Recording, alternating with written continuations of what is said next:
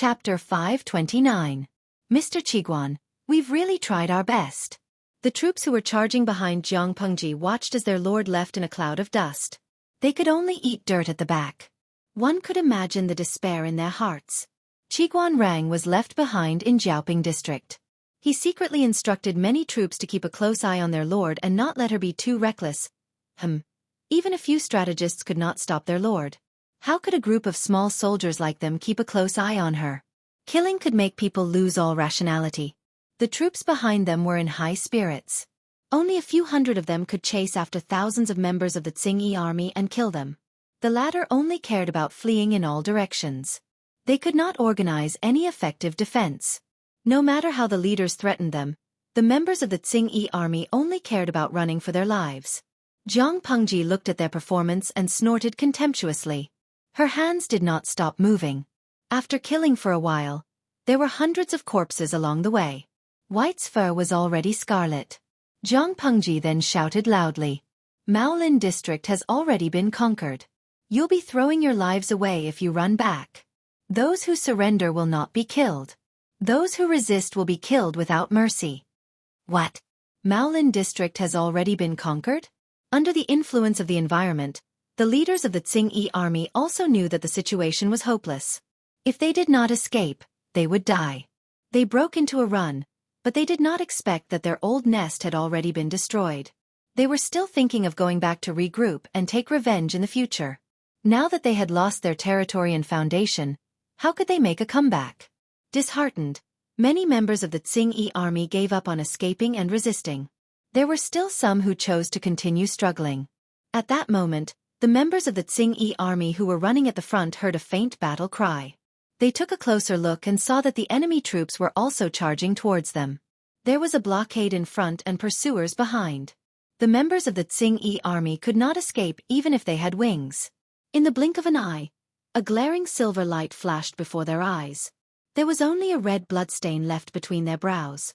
Fresh blood flowed out from the wound. Their bodies fell forward due to inertia. Then they fell to the ground with a loud bang. They fell on the muddy grass with a dull thud. Kill! Li Yun's words were concise and comprehensive. His voice was low and stern, causing one to involuntarily feel invigorated and have goosebumps. The audience in the live streaming room had a wider field of vision. From afar, they could see the Xueqi army's abnormal movements in front of them. Their fleeing formation was in a mess, as if they were hindered by something. They zoomed in to take a look. What the F***CK? That white horse with a silver spear. Isn't that Han Mei? Tian monthly tickets break 2,000. Super tacit understanding. My husband is coming. Wu Wei Qigong. That's too much. Han Mei's husband is so handsome that I can't close my legs. Han Mei on the battlefield can't get enough of him. Gossipy since I was young. That's right, that's right. Han Mei on the battlefield is like a Prince Charming. The screen is a little dirty. Let me lick it. No, speaking of which, why am I, a man, being smitten with another man here? Oh no, I feel like I'm done for. Yuan shrimp sticks. You vulgar people, am I the only one who noticed that Han Mei's horse doesn't have a stirrup? Herbivorous numbers. I despise the person above. We are vulgar, aren't you filthy? It's filthy. Ye Cheng Zhou. The newbie doesn't understand what's the joke about not having a stirrup. Tian Ling Feng. Come, I'll tell you what the joke is. Without a stirrup, it's good to ride a horse with a strong waist. You know. It was a hot-blooded and serious scene. The audience in the streaming room was still licking Jiang Pengji's heroic figure a second ago. In the next moment, the scene changed and they were infatuated with Li Yun. Not only were they infatuated, they were even driving in the streaming room. Tesk, this group of fickle goblins. Jiang Pengji and Li Yun obviously didn't communicate with each other. The pincer attack was just a coincidence. The Xueqi army's luck was too bad. She only brought 800 elites with her, and Li Yun didn't have many men on his side either. The two of them added up to less than 1,500 men. However, the morale of the troops on both sides was like a rainbow. Even though they were on a long journey, under the influence and motivation of the battlefield's murderous atmosphere, everyone felt that their bodies had inexhaustible energy. Li Yun was fighting for a while when he noticed Jiang Pengji and her men chasing after the Xueqi army. He was overjoyed. The Lord is just ahead. Let's go and support her. Meng Hun and Xueqi stayed behind in Maolin district to prevent other forces from launching a sneak attack. Li Yun and Jiang Nongqin led a few hundred men to prepare for a sneak attack on the Xueqi army's rear. However, they didn't expect their timing to be so coincidental. They just happened to bump into the Xueqi army fleeing in all directions. Jiang Nongqin said in a hoarse voice, "Generals and soldiers, follow me to attack and support the Lord." Jiang Nongqin learned from Jiang Pengji and Meng Hun. She dismounted from her horse and used a short weapon, but she preferred to use a long spear when fighting on a horse. Due to the limitation of her strength, she also walked lightly and nimbly. She moved as soon as she touched the ground. As a result, the requirement of aiming the spear was stricter. Only by killing with one blow would her chances of survival on the battlefield be higher. Li Yun and Jiang Nongqin had fought several times. They had a tacit understanding. Both of them coordinated with each other, and their lethality was stronger. He ordered the horse under him to gallop and turned his body to avoid the sneak arrows. Looks like Xiangyang district and Maolin district are safe. Jiang Nongqin responded with a hum and didn't say anything else. Li Yun didn't mind her coldness, and the battlefield wasn't suitable for frequent communication. At this moment, he was deeply moved by the capabilities of the few masters. They really never suffered losses no matter where they went. Maolin district almost turned out in full force. Even so, they didn't gain any advantage in Xiangyang district. Instead, they were utterly defeated and chased by their lord's troops. Li Yun's face darkened. Not a trace of his usual adorable self could be seen. He held the silver spear in his hand steadily, killing people accurately and swiftly. There were hundreds of troops following behind him. Most of them were male, but there were also female troops. Although the overall quality of women couldn't be compared to that of men, every group had its advantages and disadvantages. The female troops that accompanied him were the cream of the crop. Their stamina and willpower were exceptionally strong. They didn't complain or show any signs of frailty as they hurried on their journey, causing people to involuntarily overlook their gender. Not to mention Li Yun, who was leading the troops. Even the other male troops and even the female troops themselves slowly overlooked this point. Kill. When a group of hungry wild wolves charged into a herd of panicking sheep, what would it look like? The Xueqi army saw that they had nowhere to run, so they could only brace themselves and face the enemy head-on. But how could they defeat the enemy who had an imposing aura? They were utterly defeated the moment they met face to face. Jiang Pengji shouted again, "Those who surrender will not be killed, those who don't surrender will be killed without mercy." When she realized that Li Yun had led his troops over, Jiang Pengji knew that she had already occupied the entire Fengyi district. But apart from Xiangyang district, the other three districts were almost completely devoured by the Xueqi army. The people had all left their homes. This meant that when Jiang Pengji rebuilt the three districts, she would have no one to use. Rather than killing the Xueqi army in front of her, she might as well keep them as laborers. Chapter 530. Subordinate Li Yun greets my lord. Subordinate Jiang Nongqin greets my lord. After clearing the battlefield and capturing the captives, Li Yun and Jiang Nongqin led their respective horses to Jiang Pengji and half-knelt to pay their respects. Jiang Pengji leaned against a withered tree on the open ground and held a weed in her mouth. She said, "Get up, sit down and rest." Li Yun was startled. Jiang Nongqin sat beside Jiang Pengji with a cold face. "Nongqin is indeed cuter. Hanmei, you are so restrained. It doesn't feel like you are your usual self." She was a cute little angel on a daily basis and a cold and aloof Prince Charming on the battlefield. That was the most attractive contrast. There was no need to be restrained. She did not care about that. Li Yun looked slightly embarrassed. He simply found a place to sit down and placed the silver spear in his hand beside him. He asked, "Why are you here, my lord?" Jiang Pengji said, "Naturally, I am here in the same way you are here. How can a place like Jiaoping district be difficult for me?" Li Yun scratched his head and said shyly, "My lord is dignified and wise. The Xueqi army is naturally no match for you." Jiang Nongqin had a quiet personality. She usually listened quietly. Unless she really had an opinion, she would not speak up easily. Therefore, she did not join the conversation. Jiang Pengji turned her head and asked Jiang Nongqin, "How are the results of your attack on Maolin district?" The latter was stunned for a moment. She reacted after a while and said, "The Tsing-Yi army has few guards in Maolin district. Officer Meng is experienced in battles. Mr. Su is resourceful. Therefore, it did not take long for us to take over Maolin district. The generals and soldiers fought bravely. Other than 20 people who were lightly injured, 6 were seriously injured, and 8 were killed in battle. The rest of the soldiers were safe and sound. The 6 seriously injured soldiers were an accident. If they had not let their guard down, at most one would have been slightly injured. As for the 8 who died in battle, they were shot by the enemy's stray arrows at the beginning of the sneak attack on the city. They died of untreated wounds. It was already very proud to have such an outcome in a sneak attack on the city. Not to mention that there were many inexperienced new soldiers among them.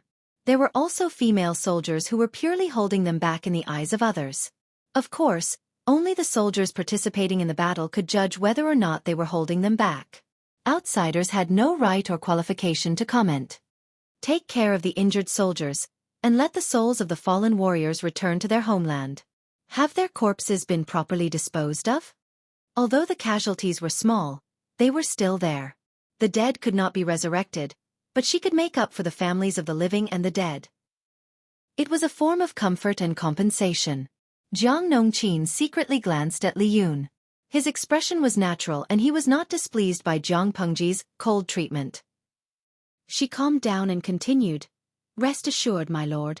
The corpses of the soldiers have all been collected. Those that can be buried have already been buried." The audience in the streaming room were mostly fans of Li Yun's looks or true love. The little angel was treated coldly by the streamer and was inexplicably unhappy. Kneeling begging for monthly tickets. "Hey, host, did you see our little angel Han Mei's longing eyes? Look at him. Otherwise we'll now. Poor little angel, don't panic. Come to my arms. I'll give you a loving hug." Dede isape. Is this the post-battle summary report? Our little angel Han Mei knows it too. The streamer can't favor one and discriminate against the other. Shanglai Mai.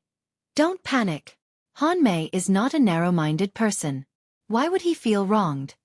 Jiang Pengji unintentionally glanced at the bullet screen and was secretly amused.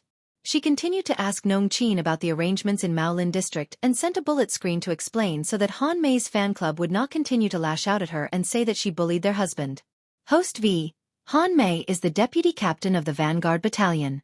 Nongqin is the captain of the female battalion. Naturally, I can't ask about the situation without Nongqin's permission.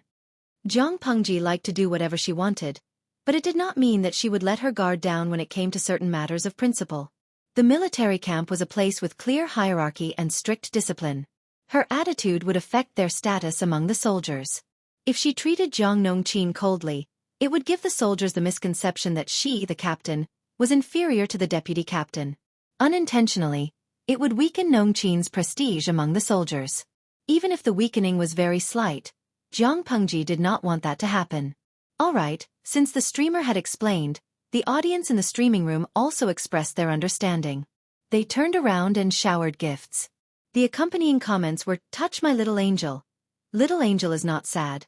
Come over and let auntie rub you," making Jiang Pengji feel helpless. Jiang Pengji then asked about the general situation in Maolin district. After all, it had to be rebuilt after the war. How could a place that had been ravaged by locusts like the Tsing-Yi army be prosperous? Jiang Pengji still used Xiangyang district as her base camp, but her influence had already spread to the whole of Fengyi County. Jiang Nongqin was a careful person. She did not expect Jiang Pengji to ask her, but she had made all the necessary preparations. Since the Lord valued her, she would naturally tell her everything she knew. She did not hold back and did not leave anything out. Jiang Pengji's brows furrowed imperceptibly.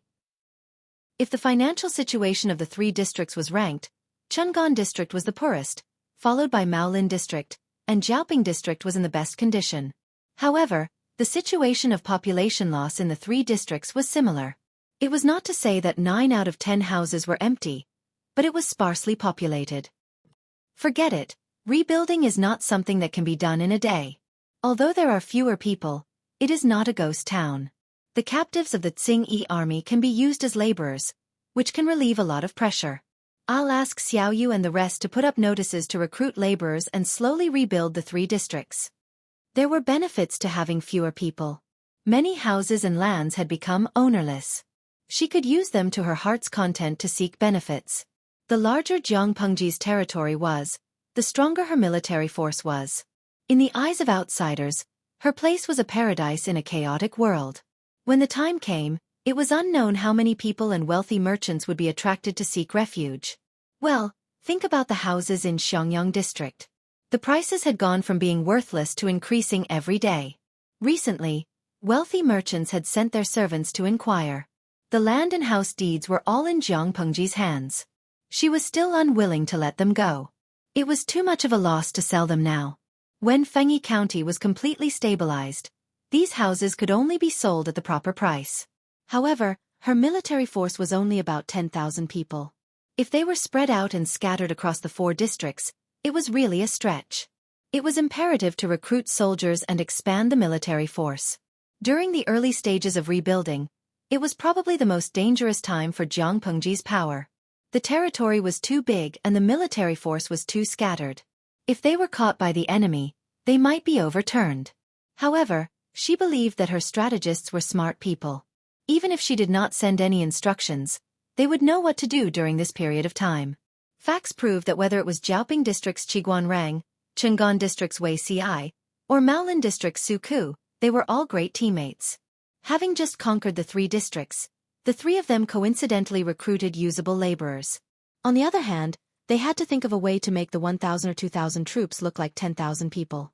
They had to strengthen the patrols and throw smoke bombs to confuse the possible enemies so that they would not dare to act rashly. Xiangyang District had won 2 consecutive battles, which could more or less deter the enemies who coveted it. Chapter 531. The changes in power in Fengyi County did not attract much attention. Apart from the Tsing-Yi army that suffered heavy losses and the Red Lotus group that fought the Tsing-Yi army to death, the north was still quiet. On the contrary, the flames of war in the south had already ignited and caused a chain reaction. Prince Changshu had sent the corpse of Lu Shi's mistress, Lu Huan, to Chongzhou. His original intention was to use this to rope Lu Shi in and have him stand on the same side as himself. Who knew that Lu Shi was indifferent? After receiving the coffin of his mistress, he did not even make a sound. Lu Shi's heartless and indifferent reaction made Prince Changshu furious. Not only did the hatred in his heart deepen, but he also remembered Lu Shi. However, he could not do anything to Lu Shi for the time being. He could only wait for him to ascend the throne before settling the score. However, even though Prince Changshu schemed to drive a wedge between the emperor and Huang Song, making Huang Song withdraw from the front line and become the district magistrate of Diang District, he still could not successfully take over Qinzhou. He also could not pull his brother, the emperor, down from the throne. Why did this happen? It was because his chief strategist had jumped ship. Speaking of this, one had to mention that Prince Changshu became increasingly arrogant and exposed his true nature. Since the last time Lu Shi secretly sent someone to send a letter to Prince Changshu, letting him know that Lu Huan, Lu Shi's daughter, was Prince Changshu's biological daughter, he lost his composure and embarrassed his chief strategist. After that, when the war came to a stalemate, Prince Changshu thought that the strategist was incompetent and repeatedly embarrassed him. Not only that, when the military generals questioned the correctness of the strategist's strategy, Prince Changshu also added insult to injury.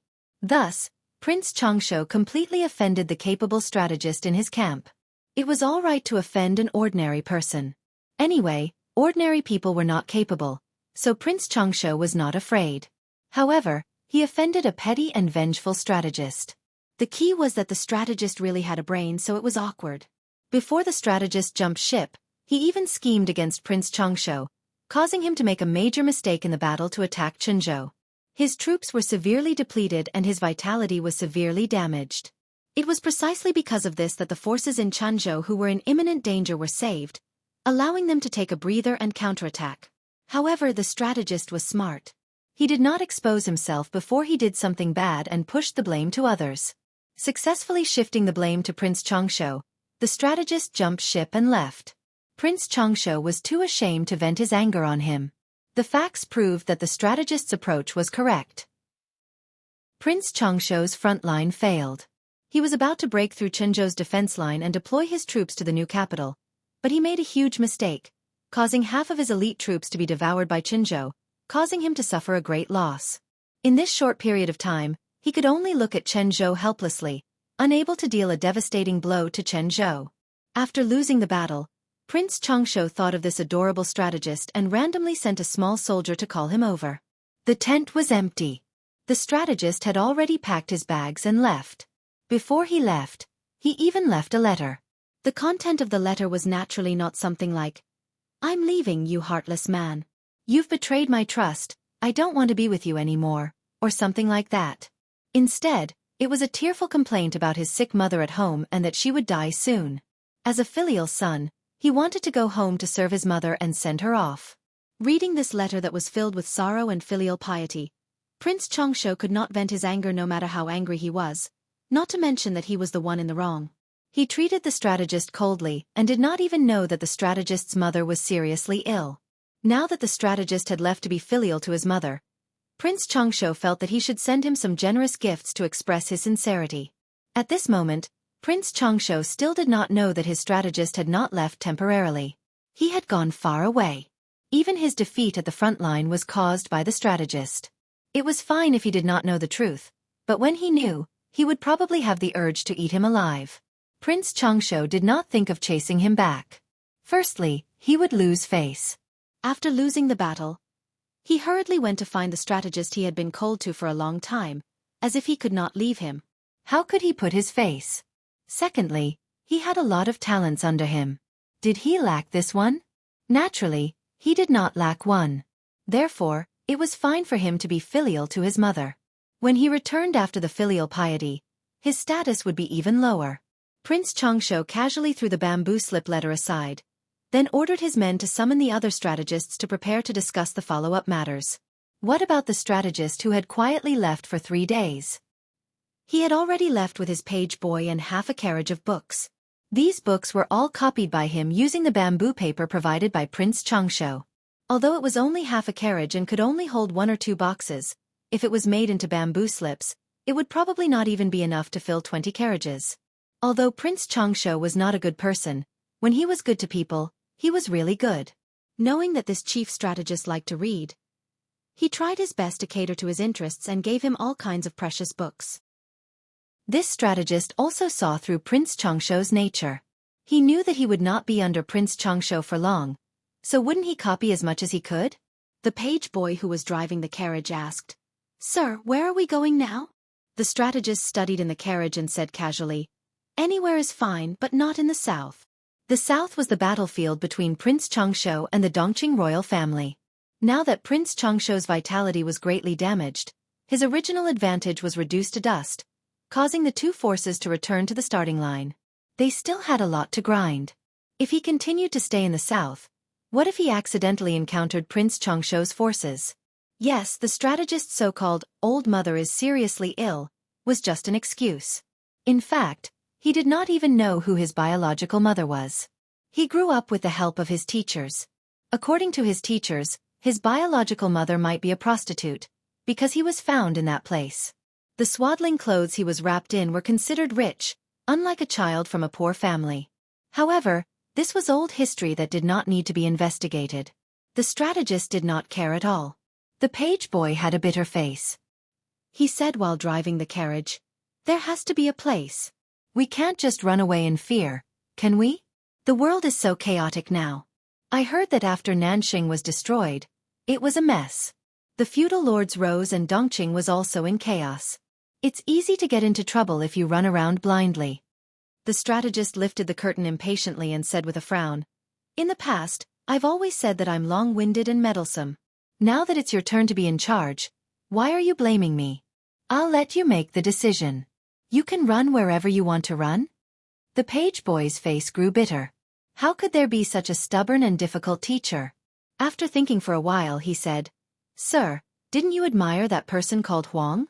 I heard that he was demoted to Deyong District. I remember that Deyong District is in Maoda County of Haozhou. It's close to the north, far away from the center of the war in the south and out of reach of the war in the north. Let's go there." The strategist rolled the book in his hand and gently knocked the back of the page boy's head.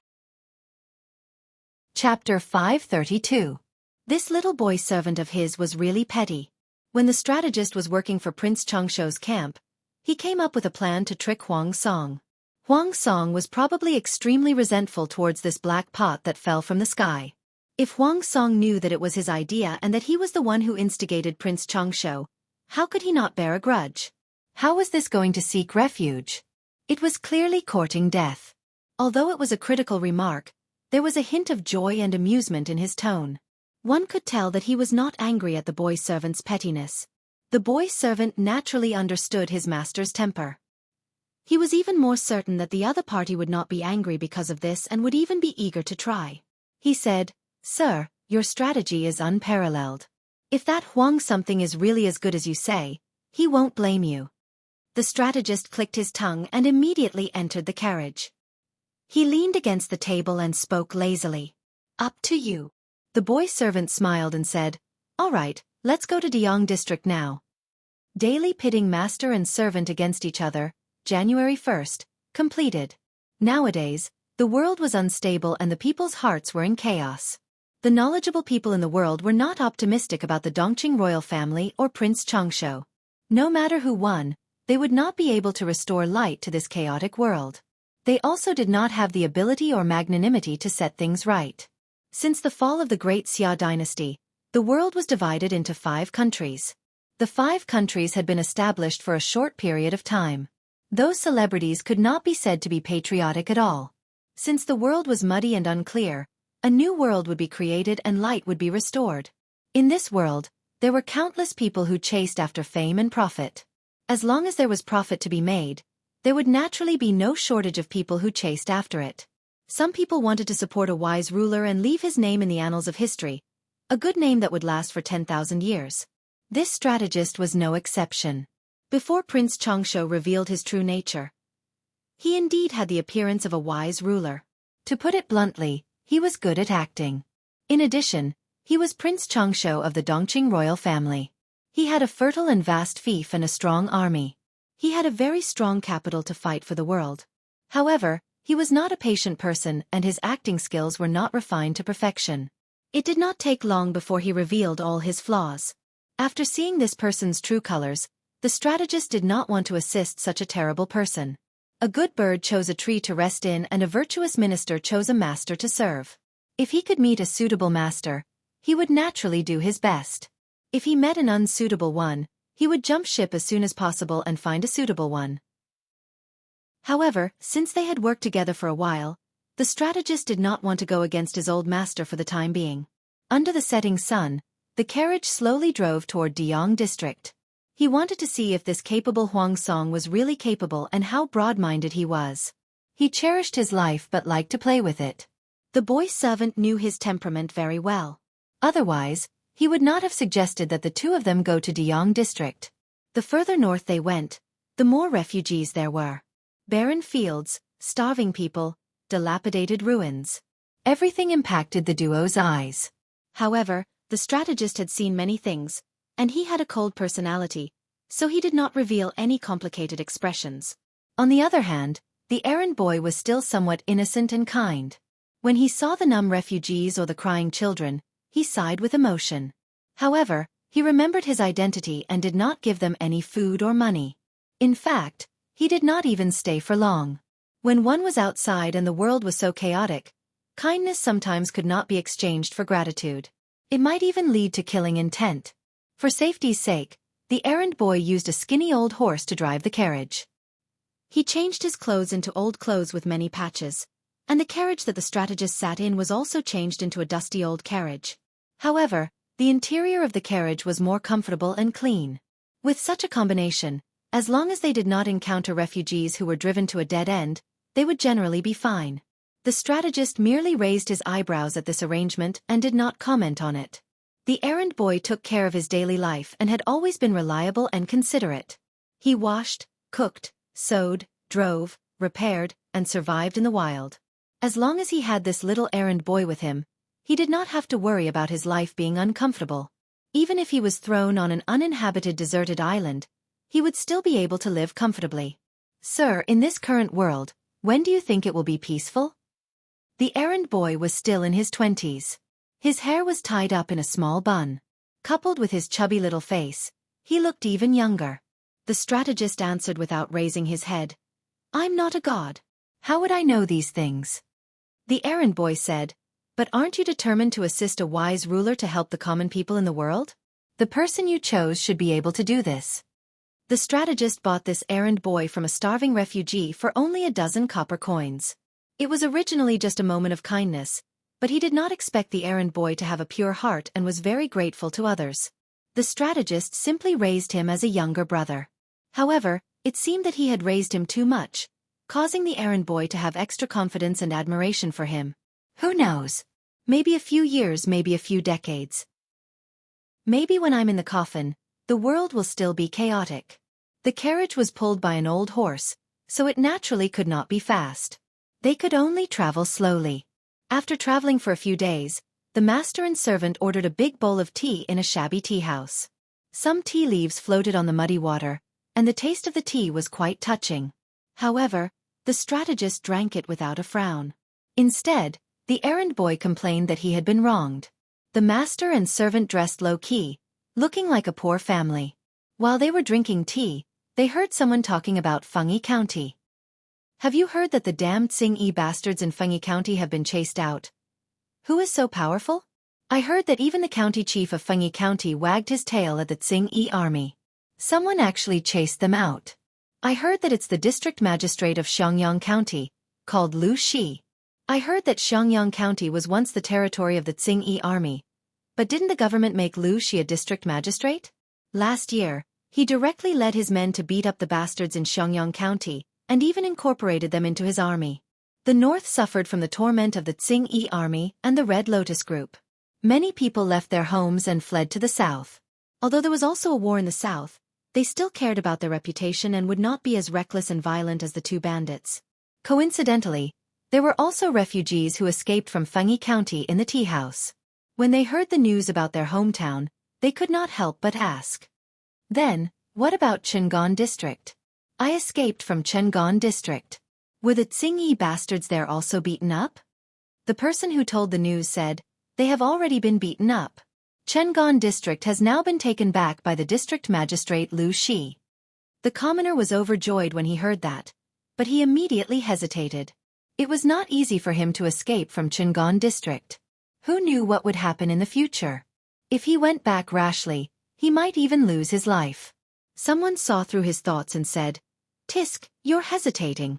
I want to go there and find a job. Unfortunately, my wife and I don't allow it. They say it's a long journey and it would be bad if something happens to me on the way. They insist on stopping me from going.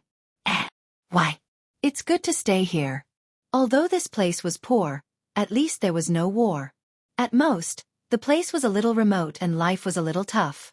The person looked around and asked the people who heard the news, do you know what kind of place Xueqi County is? Chapter 533. Your information is really bad. Xueqi district is a paradise. I heard that the merchants who went there to do business have returned. Many people want to move their families there. I heard that the land there is neat and tidy. It's clean even on rainy days. The houses are like heavenly palaces. The man described it in poor language, and what he said was what he had heard from the merchants. When Xueqi County was still in the hands of the Xueqi army, the merchants still dared to do business in Xueqi district. This in itself explained a lot of problems. What do you think Xueqi district used to look like? It wasn't much better than here. In the hands of district magistrate Lu Shi, it changed in half a year. Now that Xueqi district, Maolin district, and Jiaoping district have all been conquered by him, these three poor places might become as good as Xueqi district. What do you think? If I go for such a good opportunity, I might become rich. The person danced with joy as he spoke. In the end he sighed. Unfortunately, my wife and I won't allow it. Otherwise, they'll fight with me. Everyone was discussing it. They were very curious about the Xueqi district that the person mentioned. Most of them did not believe it. Upon hearing that, the boy servant asked the strategist in a low voice in surprise, this Lu Shi, isn't he just a district magistrate? A district magistrate mobilized troops to attack the three nearby districts? Who would believe such nonsense? let alone to recover the lost land in Dongqing and save the people from suffering. A mere district magistrate actually had the ability and military strength to recover the 3 districts. From what he said, he even had the 3 districts in his pocket. He's ambitious and bold. The strategist took a sip of tea. He's an interesting person. The teacher had heard of Lu Shi, but Lu Shi, he had never heard of him. Would you like to take a look, sir? The boy servant asked. The teacher glanced at the boy servant amusedly and said, "Didn't you say that you wanted to go to Deyong district?" As the master and servant were talking, they heard the person say in exasperation, "What I said is true. Those were spread by merchants when they were doing business. Who dared to go to Chengan district to do business in the past? Now they've all gone there and each of them has made a lot of money. The person in charge is said to be Wei Ci or something. He's a great beauty and does business logically." The attendant widened his eyes in astonishment. "Mr. Zixiao? I don't think so. Maybe he has the same name, or maybe he got the wrong person. With Zixiao's personality, he doesn't seem to be the type to fall into a trap so quickly." The current situation in the world was still chaotic. With Wei Ci's complicated thoughts, he would most likely choose to observe for a while and wait for the true dragon. The page boy pouted and said, "Didn't that person say she was a great beauty?" The strategist couldn't help but laugh. "I've taught you several times, but you didn't listen. Zixiao hates it when people talk about his appearance." The errand boy raised his hand and rubbed his chubby face. His appearance was mediocre. He really did not understand the mentality of those who wish to be ugly. "I'm not allowed to say that she's beautiful. Then I won't say it in the future." The boy grinned. After a while, they listened carefully to that person's narration. The more they listened, the more they felt that the mayor of Chengan district was Wei Ci. The attendant said in a daze, "Maybe it's really Mr. Zixiao?" The strategist said uncertainly, "Perhaps." The servant asked, "Sir, why don't we go to Chengan district to look for Mr. Zixiao?" The strategist was rather helpless. "You're a man of your word. Since we're already at the border of Deyong district, it's only a day's time. It's not a wasted trip to see Huang Song first. If you're not satisfied, we'll go to Chengan district to look for Zixiao." The master and servant drank their tea and returned to the carriage. The weather was still cold, and the people were still wearing heavy clothes. After the end of the spring plowing, there was a period of slack. There were not many people on both sides of the street. However, the closer they got to Deyong district, the more lively it was. It looked a little like the leisure life of a farmer. This Deyong district is peaceful. It seems that Huang something is quite capable. The servant drove the carriage, and the wheels of the carriage rolled slowly. The strategist clicked his tongue and did not make any comments. The master and servant found a quiet place and found that there were open tea houses and eateries on both sides of the street. The people who came and went had a slight blush on their faces. It was obvious that they were living a good life. The servant's impression of Huang Song increased gradually. The strategist's ears were filled with his servant's nagging, saying that everything was good, and that Huang Song seemed to be a good person. "You're very noisy," he said calmly. The servant retorted, "If I don't speak, you'll definitely say that the surroundings are too quiet again." Daily pitting master and servant against each other, January 1st, completed. He was mentally exhausted. Where had the reserved and obedient servant gone? The strategist found a seat in the tea house and asked the waiter some questions. Then, he ordered a pot of ordinary tea. "Don't you think Deyong district is good, sir?" The servant stretched his neck and looked out of the window. Ever since they entered the city, the scenery they saw was quite good. There were even children playing on the streets. "It's quite good. However, it was not good enough. Are you going to stay here, sir? Let's meet Huang Song first before making a decision." The strategist frowned, and information about Huang Song flashed across his mind. Since Huang Song and Feng Ju had caused a lot of trouble for Prince Changsho, Prince Changsho had investigated the identity and background of these two people. Huang Song was the godson of Huang Tan, who was a eunuch's descendant. His family background was a problem. However, he was not much better. Naturally, he would not be picky about his family background. As for his ability, the Deyong district in front of him was the best evidence. However, he had to focus on this person's breadth of mind and bearing. After all, He was the one who had schemed to get Prince Changsho to frame Huang Song. How could Huang Song not bear a grudge and be disgusted? He did not want to be put in a difficult position. How do we meet him? The servant asked. Hand over a visitation card and say that Yang Si, from Ding County at the border of Qinzhou, wishes to meet him. The servant exclaimed and said, Sir, if we directly send a visitation card, he might not be willing to meet us. Yang Si said with a smile, if Huang Song doesn't even know who plotted against him, there's no need to meet him. If Huang Song investigated him, he would naturally know who Yang Si was. Regardless of whether he flew into a rage or something else, he should at least meet him. The servant nodded in agreement and wrote a visitation card neatly. When the gatekeeper saw that the servant was dressed in rags and had countless patches on his clothes, he felt disdain in his heart. He took the visitation card unhappily. Without looking at the contents, the gatekeeper took it directly into the mansion. He did not put the card at the top. Instead, he squeezed it to the bottom. The visitation cards placed at the top were all from important people. After waiting for 3 days, there was still no news. Yang Si asked the servant to describe the situation that day in detail, and the servant said it aggrievedly.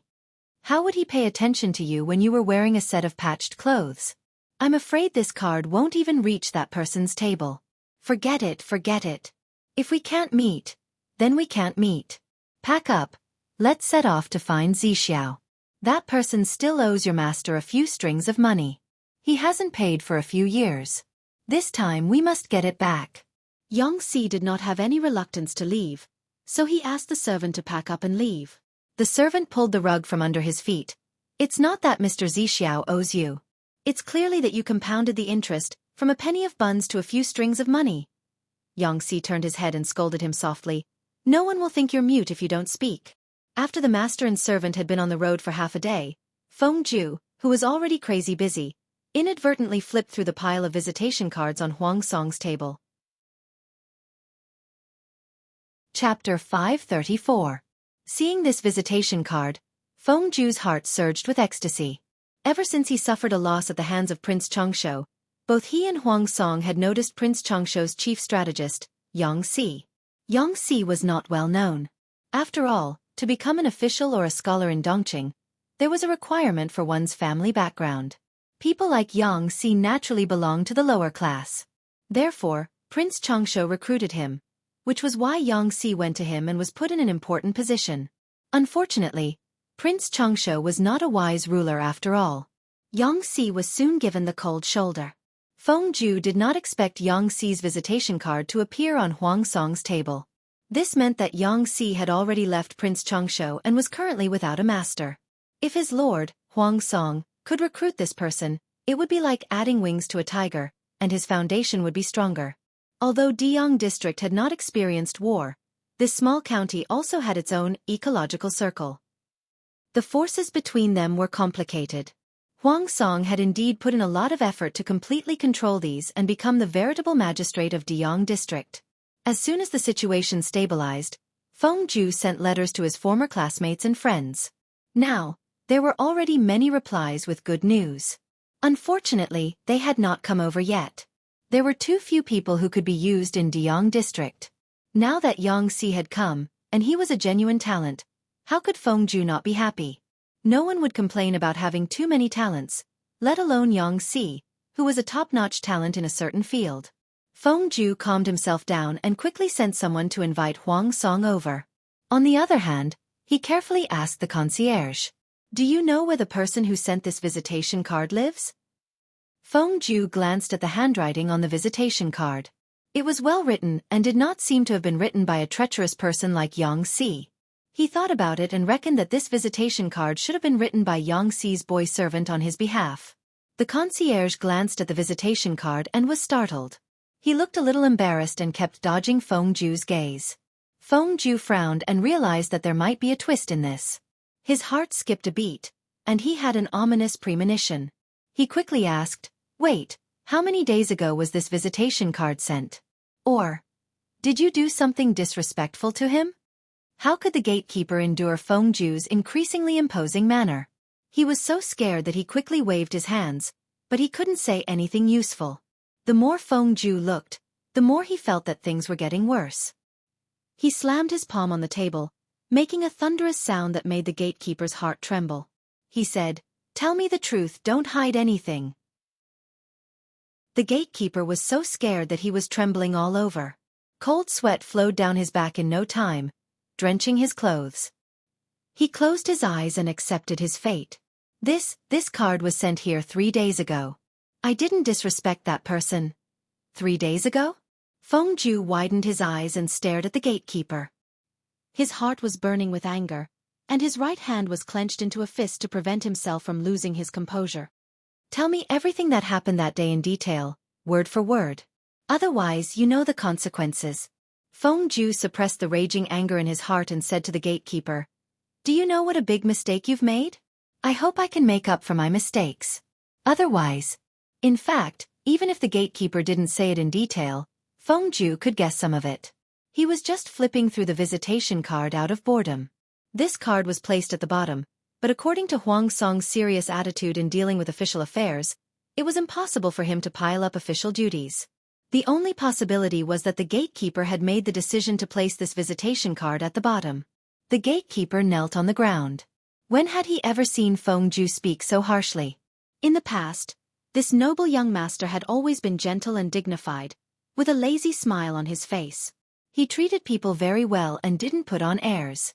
Now, he suddenly showed his imposing manner as a son of an aristocratic family.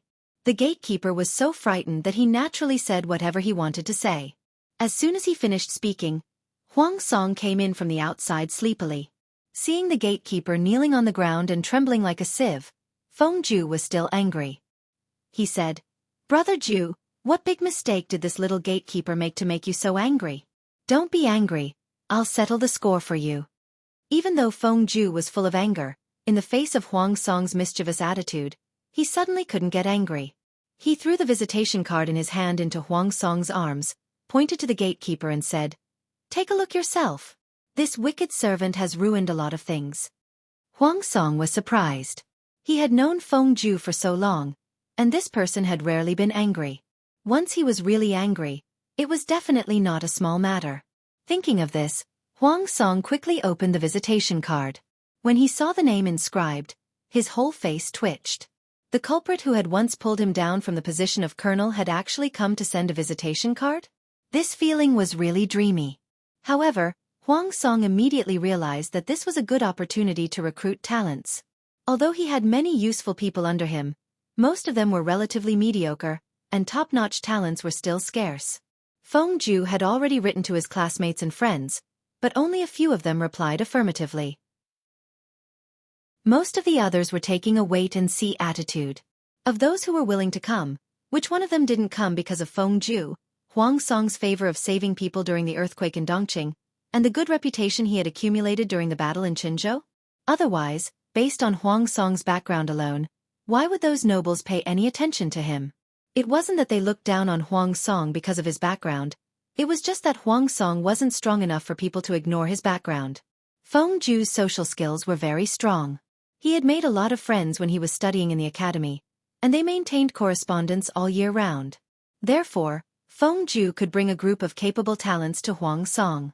However, the current Huang Song was still too weak.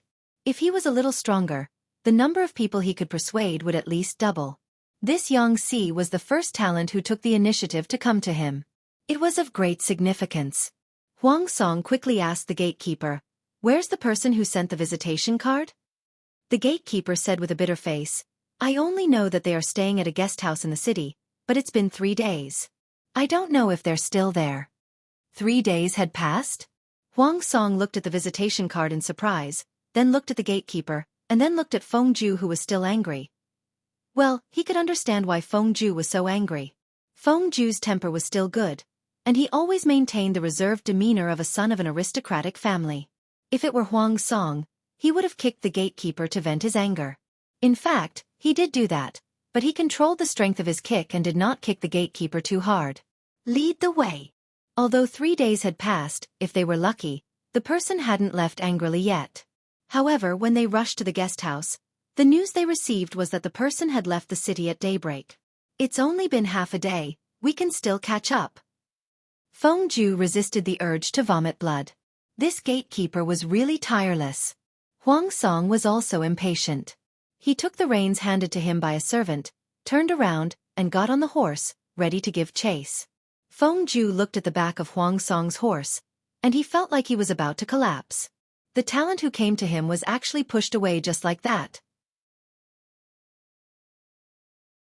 Chapter 535. The old horse pulled the carriage and walked leisurely.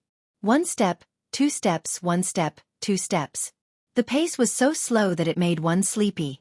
Although they had been walking for half a day, they were not too far away from Deyong district. The boy servant sat outside the carriage and muttered, "Sir, what if the person in charge of Chang'an district isn't Mr. Zixiao?" The boy servant asked worriedly. Yang Si lifted the curtains on both sides and rolled up a book in his hands. The handwriting on it was delicate and powerful. Although it was not the work of a master, one could see the foundation of the handwriting. It had its own style, which was completely different from the boy servant's regular handwriting style. After listening to the boy servant's complaints, he said, "You're so unpredictable. If it weren't for my good temper, I don't know how much you'd suffer. You were the one who said you wanted to come to Deyong district and Chang'an district. Now, you're the one who doesn't want to go." The boy servant muttered, "I'm just worried. I ran into a wall in Deyong district this time. What if I run into a wall in Chang'an district too?" It was very dangerous to go out, especially when the situation in the north was unstable. There were conflicts between the Tsing-Yi army and the Red Lotus group everywhere. There were countless mobs who became bandits. The master and servant could arrive in Deyong district safely, but it did not mean that they could arrive in Chang'an district safely. Yang Si said, "You're worrying too much. Instead of worrying unnecessarily here, why don't you think about what to eat for lunch today?" "I refuse to eat dry food." The boy servant said with a bitter face, "You're still picky at this time. It's hard to serve you." The master and servant chatted again. After about an hour, the sound of hooves could be heard behind them. Yang Si frowned and leaned a little closer to the window to take a look. He saw a young man in clean clothes galloping on a horse. From his appearance, he should be the son of a wealthy family, but at this moment, it was as if his buttocks were on fire, and he had an anxious expression on his face. Huang Song saw the carriage in front of him moving slowly. He suddenly pulled the reins and saw a thin man sitting inside through the window. His cheeks were a little plump, and his eyes were gentle. His eyes were like dark deep pools, and his lips were naturally upturned. No matter from which angle one looked at him, he was an amiable man. He was far too different from the Yang Si in Huang Song's imagination. When he saw the young attendant sitting outside the carriage, dressed in old clothes full of colorful patches, he stared at him with wide eyes. "Hero, what do you want to do?" The servant looked at the other party in panic and tightened his grip on the horsewhip in his hand. When Huang Song saw the page boy, he couldn't help but think of what the gatekeeper had said. His eyes lit up as he looked at Yang Si in the carriage. He cupped his fists, composed himself and asked, "Sir, are you Yang Si, Mr. Yang of Jiangding County?" The attendant looked a little surprised. Unfortunately, Huang Song's attention was on Yang Si and he did not notice this detail. Yang Si put down the book in his hand, lowered his eyelids, and said with a natural expression, "My surname is Zhao. You've got the wrong person." Huang Song was disappointed. Then, he apologized to Yang Si, waved his whip, and continued on his way. When he was out of sight, the page boy asked in a low voice, "Sir, that was—" Yang Si said with certainty, "Huang Song." The page boy was delighted, but he immediately withered. "Sir, why did you say that you're not him?" Yang Si said, "I'm not satisfied. This person is still too young and impulsive. I'm an old man who can't stand being tossed around." The page boy did not ask any more questions. If his master was not satisfied, then it was definitely not good. In fact, Yang Si was very satisfied with Huang Song's behavior of chasing after him. If Huang Song became more stable and mature in a few years, Yang Si felt that this person was indeed worth a try. He was able to disregard the past grudges and chase after him all the way. Just this action alone was more than 10 times better than Prince Chongshou. Yang Si said, "Wait a few more years. This person might be a hidden dragon. Now, let's go to Chang'an district to find Zixiao to collect our debt and freeload for a few years. If Huang Song doesn't become crooked, We'll make another trip to Deyong district.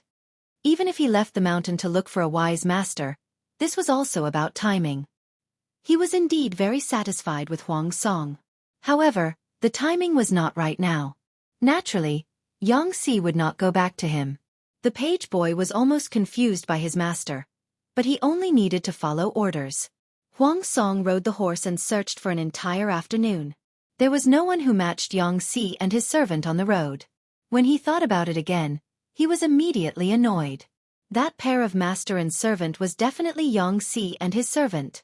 When Feng Ju saw Huang Song return with a disappointed face, he asked about the situation and knew why Huang Song did not stop them. He sighed and said, "I'm afraid that Yangxi is angry." Huang Song felt uncomfortable and was quite critical of Yangxi's actions of playing tricks on people. He said, "Their carriage can't drive fast. If we send troops and horses, we can intercept them." Feng Ju frowned and said tiredly, "Forget it. The people's hearts are not here. What's the use of stopping them?" If the concierge had not caused trouble, Yangxi would have been taken in. Unfortunately, such a big problem had arisen. Among the truly talented people, which one of them wasn't arrogant and prideful? After being treated coldly for 3 days, Feng Ju would feel angry even if he were in Huang Song's shoes, let alone Yangxi, who had some grudges with Huang Song. Since Feng Ju had said so, Huang Song could only give up dejectedly. On the way north, the number of refugees they saw increased several times, but there was no despair or numbness on their faces. This surprised the page boy and Yangxi. After asking carefully, they found out that these refugees were rushing to Chang'an district, Maolin district, and Jiaoping district. They're recruiting people there now. 3 meals a day will be provided. At least they won't starve there. I heard that if they do well, they can even be promoted and rewarded. In the future, if they settle down in the county town, they can even get their own land and rent a house in the county town. Many refugees talked about this. In addition to some doubts, they were more hopeful about their future lives. Yangxi and his servants slowly rushed to Chang'an district. From afar they could see people working on the city wall. Even though it had been more than a month, they could still tell from the traces on the city wall that the tragedy of the siege had been. The page boy could not understand, but Yangxi found a way. There were many refugees waiting outside the city.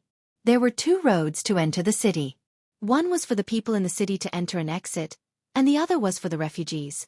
The current Chang'an district was like a dance on the tip of a knife. Every step was extremely dangerous. The guards in the city were not as strong as what outsiders saw. If there were people with bad intentions among the refugees, they might cause trouble. Therefore, the screening of refugees entering the city was extremely strict. Even if they were refugees, the people in charge of the inspection were divided into 2 groups. One group was men, and the other group was women. The refugees had to queue up and be divided into 2 groups according to their gender for inspection, registration, and review.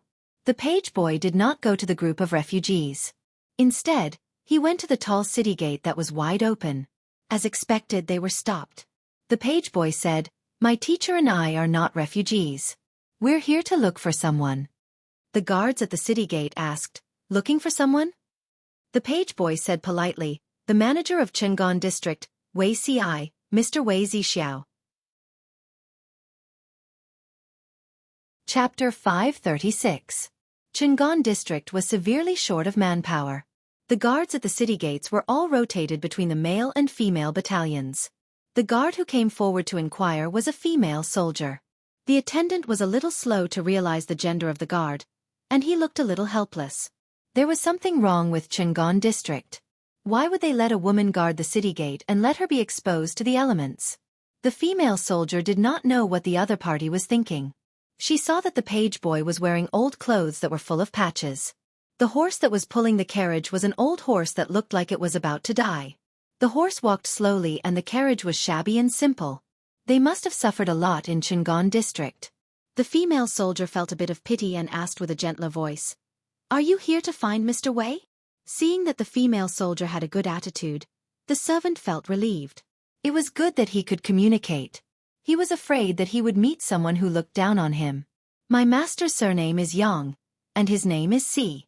He is a good friend of Mr. Wei. I wonder if this, young lady, could you help me pass a message?" When the female soldier heard that Yang Si was Wei Si's friend, she did not dare to slight him. She ordered the messenger to pass on the message, and then respectfully asked the page boy to drive the carriage to the side so as not to block the people behind from entering the city. The servant was astonished to see the orderly scene at the city gate. "Sir, this place is interesting." It was the first time in his life that he had seen a female guard the city gate. Yang Si said, "It's indeed quite interesting, but it doesn't seem like Zixiao's style." He hit the nail on the head. This was indeed not Wei Si's doing. Wei Si's body was delicate and weak. Now that the seasons had changed, it was the season where it was easy to fall sick. He labored for a while before falling sick gloriously. In order not to be criticized by the audience in the streaming room, Jiang Pengji took the initiative to take over the miscellaneous items in Chenggan district. Wei Si took care of things from the side. She reminded Wei Si, "I say, with your body, you really need to take good care of it." Weak and sickly, he felt like a porcelain doll. Jiang Pengji had never been soft-hearted when she pressured her subordinates, but she could not bring herself to do anything to this sickly man. Fortunately, Wei Si only had a low fever. After recuperating for a few days, his condition was almost healed. For the past 2 days, he had been able to help with official business. However, his lips were still a little pale. Coupled with his face, he was simply the standard of a sickly beauty. "Thank you for your concern, my lord. I will definitely take good care of myself in the future." Wei Si agreed gently, as if he was to blame for falling ill and delaying his work. She was so considerate that the audience in the streaming room couldn't help it. They felt deeply that Jiang Pengji was shameless. It wasn't that Beauty Ci didn't recuperate. It was clearly that Chen Ke's work didn't give her time to recuperate. "You Tong, trash streamer, you bully my husband every day. My heart aches when I see you." Salted egg Superman, Beauty Ci still values her health. She's very cooperative when taking medicine when she's sick. I felt bitter when I looked at the screen before. Who asked the host to not have a firm foothold? Even if he wanted to recuperate, he wouldn't be able to recuperate in peace, right? Yan Rian, I think you guys should stop scolding the streamer. Let's just pick up our weapons and hit her. Shenjia, you all feel sorry for Beauty Ci, but I feel sorry for the streamer. She was a typical person who was tough on the outside but soft-hearted on the inside. When Beauty Ci was sick, she obediently took over the work. In the end, Beauty Ci did not continue to be tired. Think back to the content of the live broadcast these days. It's all about the host handling documents in the government office. Looking at those flamboyant things, I always feel like I went to a fake school. According to Jiang Pengji's temperament, if she did not really sympathize with her subordinates, how could she stay in one place for a long time? She would have been so unrestrained that she could not be seen all day long, okay? Speaking of which, the streamer is very good to Beauty Ci. Look at Feng Jin, Su Ku, Qiguan Rang, Meng Hun, Luo Yue, and the others. They are all so busy. Have they ever seen the streamer being soft-hearted? It was not appropriate for Wei Si to waste his energy now, but he would carefully organize the bamboo slips according to the order of importance. The most important bamboo slips that needed to be dealt with the most were placed in a position that was convenient for her to reach. The slightly less important ones were placed in the first category. His expression was serious and he was very meticulous in his work. Jiang Pengji picked up her pen to deal with the documents, annotated, or gave instructions. Occasionally, she looked up at Wei Si. Wei Si noticed her gaze and asked in amusement, "Why are you looking at me like that, my lord?" Jiang Pengji said very honestly, "You're gentle and virtuous. If we were husband and wife in our previous lives, you would definitely be a good wife." Wei Si's hand trembled and the bamboo slips fell to the ground with a thud. He raised his hand to pick them up, but he accidentally touched the table. The bamboo slips that had been piled high fell into a pile. His face was pale and he lowered his head. He quickly picked up the bamboo slips and put them back in their original places. After a while, he pretended to be calm and asked with a pale face, "Why did you have such an absurd idea, my lord?" Jiang Pengji said, "I have some small habits when dealing with official affairs. I won't let people know unless they are extremely trustworthy." She had naturally experienced a lot of competition and tests to be able to climb to the pinnacle of power in the federal military from an ordinary genetic warrior. Not only did she have to guard against external enemies, but she also had to pay attention to internal abnormalities. Under such circumstances, how could her vigilance be weak? Wei Xi was quite familiar with Jiang Pengji's habits. If he had not spent a long time with her, it would have been impossible for him to know that. She had tested him a few times in the past. Now, she was just more certain of the guess in her heart. Wei Xi's lips moved. Jiang Pengji suddenly said, "It's just a joke. Zixiao, don't take it seriously." He only felt that his palms were soaked with cold sweat. The atmosphere in the government office was quite cold. At that moment, the arrival of the messenger broke the deadlock. Wei Xi secretly heaved a sigh of relief. He couldn't wait to get up and ask the messenger. His back view made it seem like he was fleeing. "What's the matter?" he asked. The messenger said, "There's a pair of master and servant outside the city. They claim to be your friends." After Chang'an district was conquered, Wei Xi drafted several letters, intending to lure a few friends over. However, he had been too busy recently and had a minor illness. The letters had not been sent yet. "Who is it?" "They claim to be Yang Si from Jiangding County," the messenger replied. "Yang Si?" Wei Xi's mind went blank for a second. Jiang Pengji's ears were very sharp. She asked, "Zixiao's friend is here?" Wei Xi's previous nervousness was swept away. Surprise surged in his heart. Even his voice sounded a little cheerful. "Yes, Jing Rong is here." "Jing Rong?" "He's from Jiangding County in Qinzhou. His name is Yang Si. His courtesy name is Jing Rong." Wei Xi could not suppress the smile on his face. This person is a great talent. Jiang Pengji sized up Wei Xi's fragile little body. She asked calmly, "How talented is he?" Wei Xi did not know why. He said frankly, "I'm ashamed of my inferiority." Jiang Pengji crossed her arms and looked at him.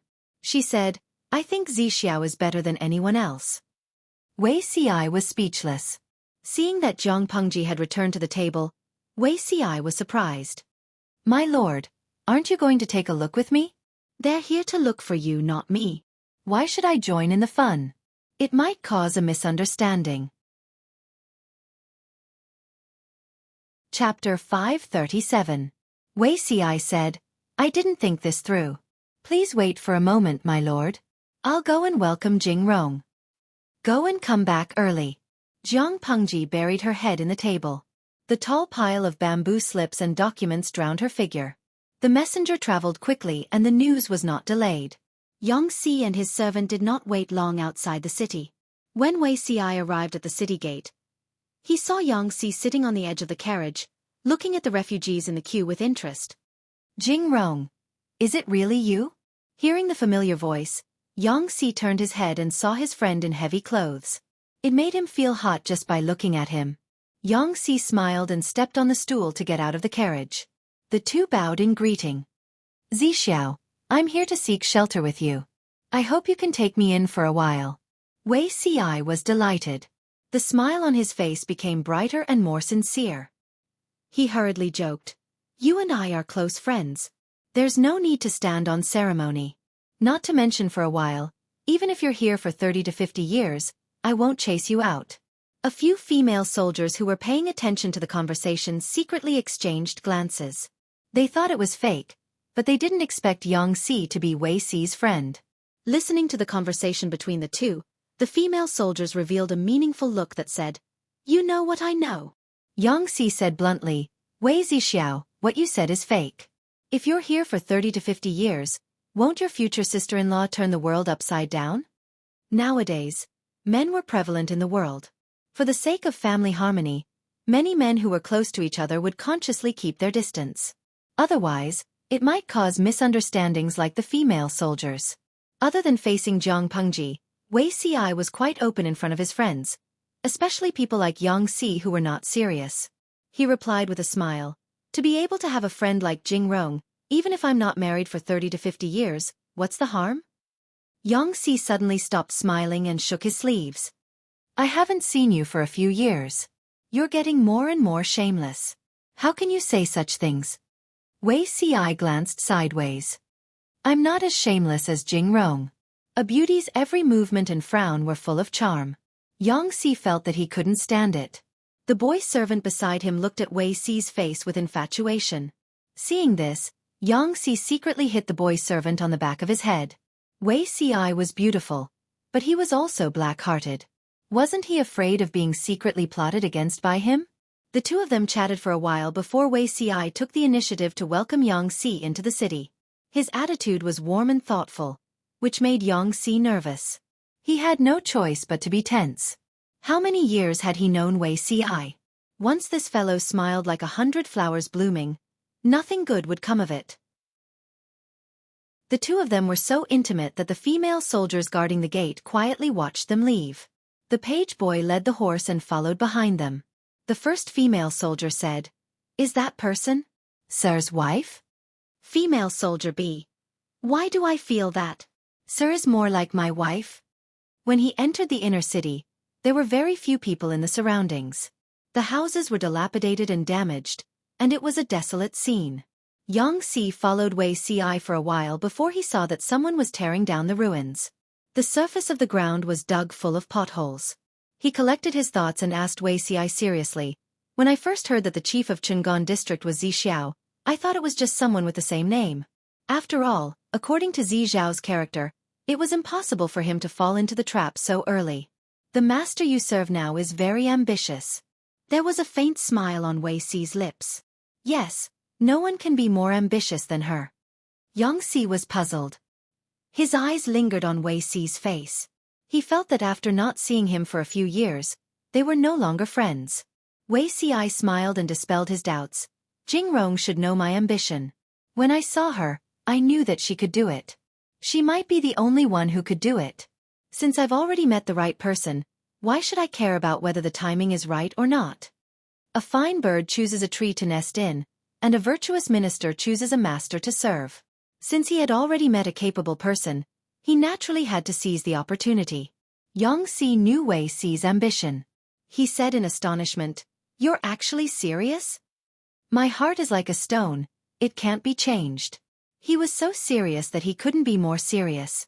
Yang Si was stunned for a while.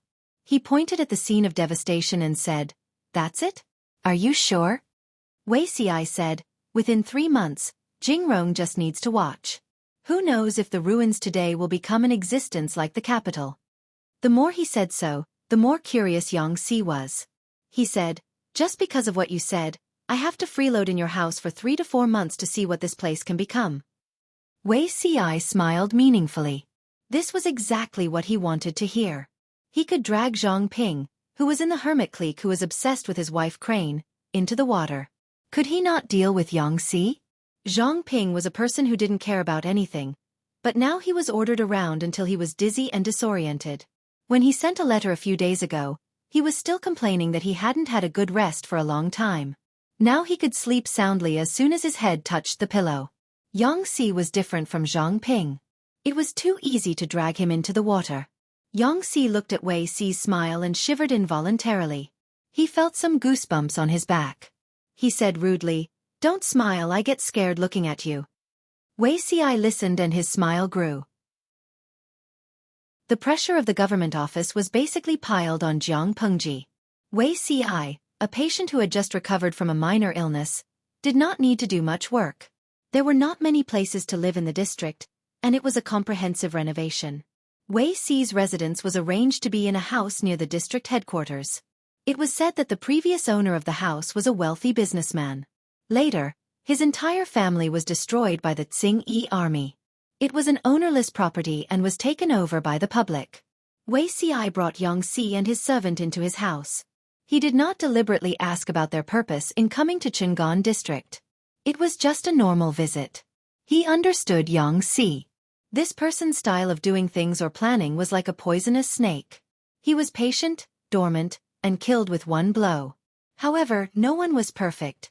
Yang Si's hobby was a fatal flaw. This person loved delicious food. He loved to eat, but he was picky. He was very picky. When conditions permitted, he would never eat vegetables if he could eat meat, and he would never drink soup if he could drink wine. Wei Si had the experience of his previous life. He was very clear about how Yang Si was tricked by Jiang Pengji. The black-hearted Jiang Pengji tempted him with delicious food and alienated the friendship between Yang Si and his lord, causing a misunderstanding. It was fine if it happened once or twice. Yangtze also explained clearly. But what if it happened more often? Many a little makes a mickle. Yangtze's lord, Huang Song, was also quite suspicious by nature. He did not say it on the surface, but he must have remembered it in his heart. Yes, in his previous life, Yangtze was defeated by his hobby of gluttony. In his previous life, Wei Ci and Yangtze secretly reminisced about old times. This person hugged him and poured out his grievances, scolding Jiang Pengji. It was easy to change a leopard's skin. Yangtze was defeated by his gluttony in his previous life. Naturally, he would be defeated in this life. In order to take care of Wei Ci, the patient, Jiang Pengji assigned him the chef she had trained in the district headquarters kitchen. One could imagine what the 3 meals in Wei Ci's house tasted like. Yangtze would not stand on ceremony with Wei Ci at all. It was as easy for him to order Wei Ci's chef as if he was ordering his own boy servant. In just 7 or 8 days, the boy servant tragically discovered that his master's face had grown fatter. Chapter 538. Yangtze's expression froze and he glared at the boy servant fiercely. Don't say it if you don't know how to speak. Which boy servant bullied his master all day like this kid? The boy servant packed up the clean clothes, folded them neatly into the suitcase, and muttered, "Master is picky about food. He won't eat this or that.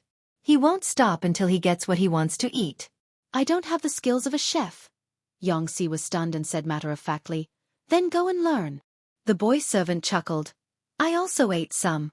Such delicious food must be a family skill. Who would be willing to teach outsiders?" If that's the case, it makes sense. By the time Wei Ci returned, the moon was already high in the sky. Yangtze squatted down to wait for him and asked, "Can your family's chef be sold?" Wei Ci asked in a puzzled manner, "You mean the residence's chef?"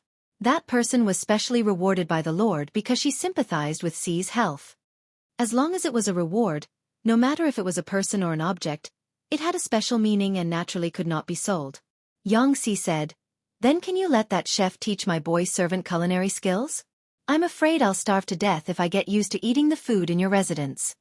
Yangtze never hid his hobbies in front of his best friend. Eating was also a kind of art. Loving to eat was also a way to enjoy life. There was nothing to be ashamed of. Wei Ci thought about it and said bluntly, "You can, but the chef's main responsibility is to be in charge of the residence's 3 meals and teaching others culinary skills. I'm afraid this is not his job. If you want to learn, you need to pay for it." Talking about money hurt feelings, and talking about feelings hurt money. Whether it was Yangtze or Wei Ci, both of them were not beautiful white flowers. Who didn't understand each other? Hurting feelings was hurting feelings, but money had to be talked about. Yangtze's entire fortune was just those 2 boxes of books and some small property. Based on his understanding of Wei Ci, this person would definitely demand an exorbitant price. So he decided to strike first and gain the upper hand. "Zixiao, have you forgotten that you still owe me a few strings of money? Just pay it off." Wei Ci was stunned for a moment. When did he owe him money? Everyone knew that Yangtze not only loved to eat but was also stingy. He was not greedy, but the money that entered his pocket could not go out. Attribute Pichio. Yangtze rummaged through the old debts. The so-called old debts of a few strings of coins originated from a steamed bun worth 1 copper coin back then. Wei Ci. Sure enough, he still didn't know this friend well enough. How many strings of money could a steamed bun worth of a copper coin roll out of it? After thinking about it, he changed his words and said, "All right, I'll return it to you." Yangtze was surprised. When did Wei Ci become so easy to talk to? When it comes to craftsmanship, I think the small kitchen in the government office is the best. Why don't you send your page boy there to learn for a few days? Yangtze nodded in agreement. For a foodie, there was nothing more tempting than delicious food. Seeing Yangtze like this, Wei Ci suddenly understood why Yangtze had been tricked so badly by His Majesty in his previous life. Serves you right. During the time when the page boy went to school, Jiang Pengji found that the food in the small kitchen of the government office was increasing. Even though she had a big appetite, she felt a little bloated after a meal. The key was that the taste of the food was a little heavy, which made her mouth dry. However, her stomach had no capacity. No matter how thirsty she was, she could only hold a mouthful of water in her mouth to quench her thirst. She could not swallow it. She called the chef over and asked. Only then did she know that the menu in the small kitchen was specially instructed by Xueqi.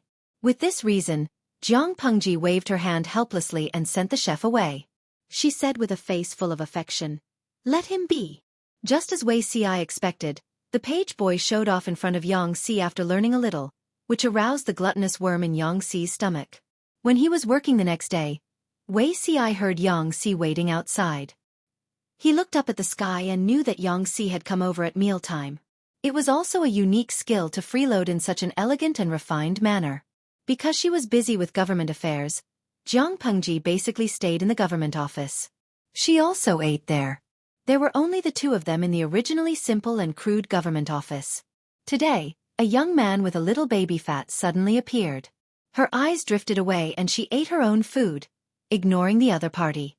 Yang Si also ate as if there was no one else around. His appetite was quite good. In short, the atmosphere was a little awkward. Xueqi originally wanted to create an atmosphere for the two of them to talk. According to his lord's charm and enigmatic temper, the two of them would not immediately collude with each other, but at least they would hit it off. Now, they had no intention of talking at all. Not only did the three of them feel that the atmosphere was strange, but the audience in the streaming room also noticed the clues. Chun Lai. I came to watch the ruler and his minister eat. Why is there an awkward third wheel? Ku, maybe it's a newly recruited talent? The streamer's territory is getting bigger and bigger now, and she needs more people. Ko Jiao Chi fan.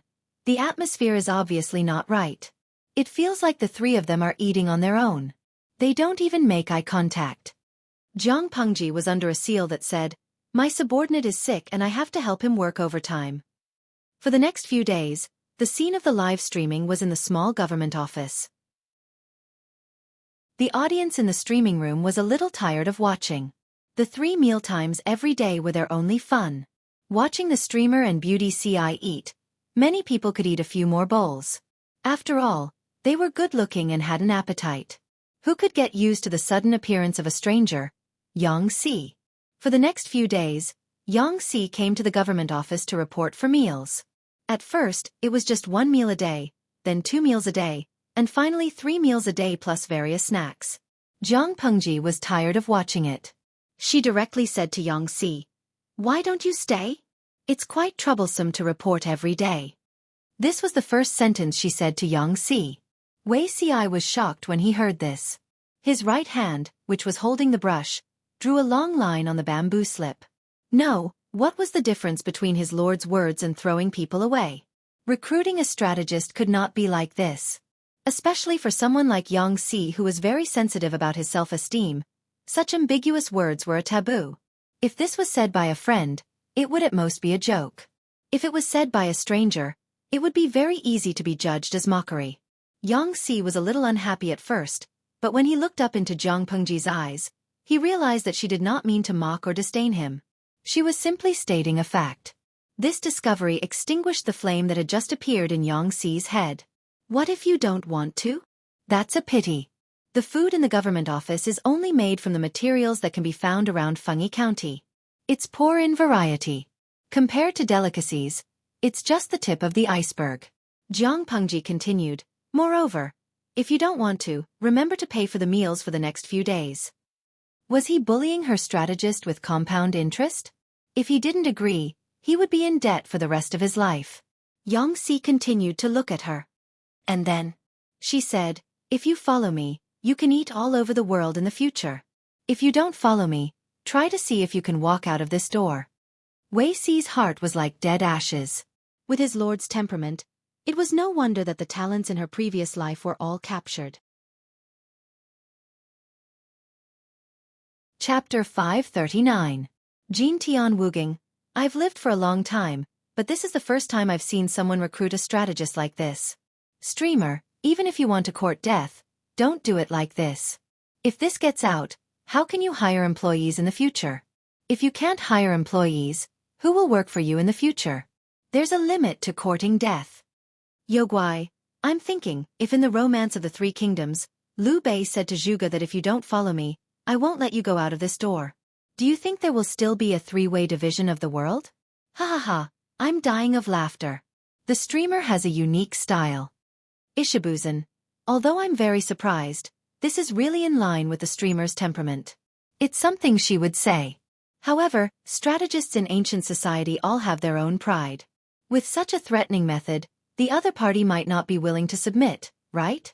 With his life threatened, Yangxi might agree to the streamer's recruitment, feign civility, and then backstab the streamer when she's not on guard. The above viewer could be considered the emperor of truth. Didn't Yangxi trick his old master, Prince Changsho? The key was that Prince Changsho only treated him coldly. He came and went at his beck and call without giving him any face or dignity. Jiang Pengji, on the other hand, directly threatened Yangxi's life. Comparing the two, it seemed that Yangxi would hate Jiang Pengji more. There were many onlookers in the streaming room. Except for a few people who could speak seriously, the others were all amusing. Gus Hui Lionian. Tisk Teske. You're still too young. If the streamer wins Yangxi over, she'll definitely throw a bunch of trivial official documents at him. She'll squeeze out all his human resources and make sure that he has no personal time apart from sleeping, eating, and going to the toilet. He'll be so busy that he won't be able to think about anything else. When the dust settles, it'll take at least half a year. Gus Hui Lionian. Do you think it's possible for a person like the streamer to not win his loyalty in half a year? When everyone saw the bullet screen, they all sent a string of ellipses. It made so much sense that they were speechless. What Jiang Pengji needed the most now was people who could work. As long as the work was done, everything would be fine. Lao Ciji Lianming. Haha, I haven't been in the streaming room for a long time. Actually, you don't have to worry too much. Strategists have their own temperament. Maybe the streamer's domineering style is more to Yangxi's liking? After all, you have to believe that your host is not an ordinary person. Moreover, Wei Ci and Yangxi were good friends. How could Wei Ci watch him cause trouble? It was true that Wei Ci could not watch Yangxi plot against Jiang Pengji, but he also did not want Jiang Pengji to lay her hands on Yangxi. If that was the case, who would dare to pledge allegiance to her in the future? Master? Wei Ci could not help but shout nervously when he saw the tense atmosphere between the two of them. Jiang Pengji ignored Wei Ci and continued, Sir, please don't think that I'm willful and overbearing. It's just that this is the government office. The documents that have been put aside are related to the lifeline of the district. The calamity of Fengyi County has just been settled. I don't want to attract unnecessary trouble at this time. Otherwise, Yangxi would become one of them, and it would be fine for him to walk around the government office. Otherwise, in order to keep the secret, even if Yangxi could leave the government office, he could not leave Qingan district.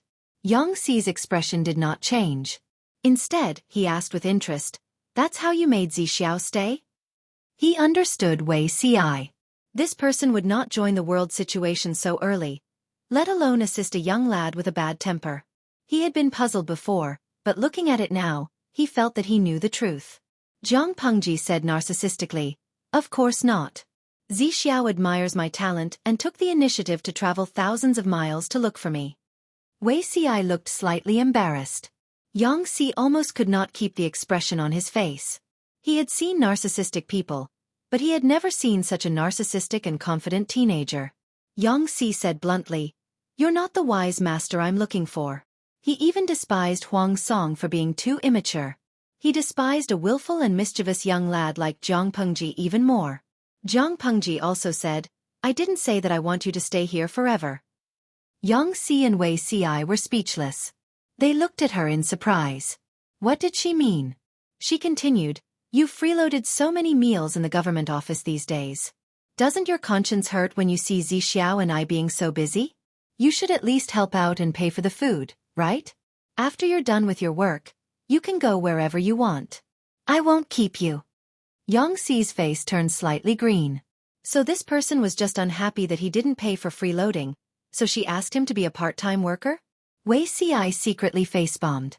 Forget it. He really couldn't expect his lord to take the normal route of being courteous and condescending to the wise to recruit talents.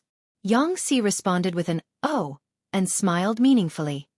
It's not impossible for me to temporarily help you for a while, by letting me come into contact with the government affairs of Qingan district. It's just, aren't you afraid that when I leave, the news will be leaked and it'll be disadvantageous to you? Jiang Pengji rolled her eyes and said indifferently, "When you leave, not only Fengyi County, but perhaps the entire Wanzhou will be in my hands." Her tone was flat, but Yang Si could feel the irresistible and absolute confidence under her calmness. "Young Lang Jun, you're so ambitious," Yang Si said. "Are you looking down on the royal family of Dongqing?"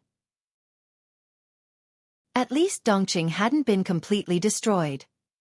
"I heard that you used to work for Prince Changsho." Prince Changsho led his troops to besiege Chenzhou in the name of purging the emperor's corrupt officials. "Don't you know what kind of scheme it is?" Jiang Pengji said indifferently. "As the old saying goes, it's better for the nobles and generals to have guts. Isn't it a matter of course that I, Lu Shi, can occupy the 4 districts of Fengyi County as the magistrate of Xiangyang district?" At first, Wei Ci was worried that Yang Si would really bear a grudge against Jiang Pengji, but as their conversation progressed, he calmed down instead. Yang Si was very ambitious and restless. Jiang Pengji's arrogant and unruly character and style were to his liking. In particular, the phrase "it's better for the nobles and generals to have guts" hit Yang Si's itch even more. In today's world, if one didn't have looks, family background, or fame, even if one was talented, it was still impossible to climb up. Yang Si followed Prince Changsho's path to become an official. Wasn't it because he was unconventional and only used those who were talented?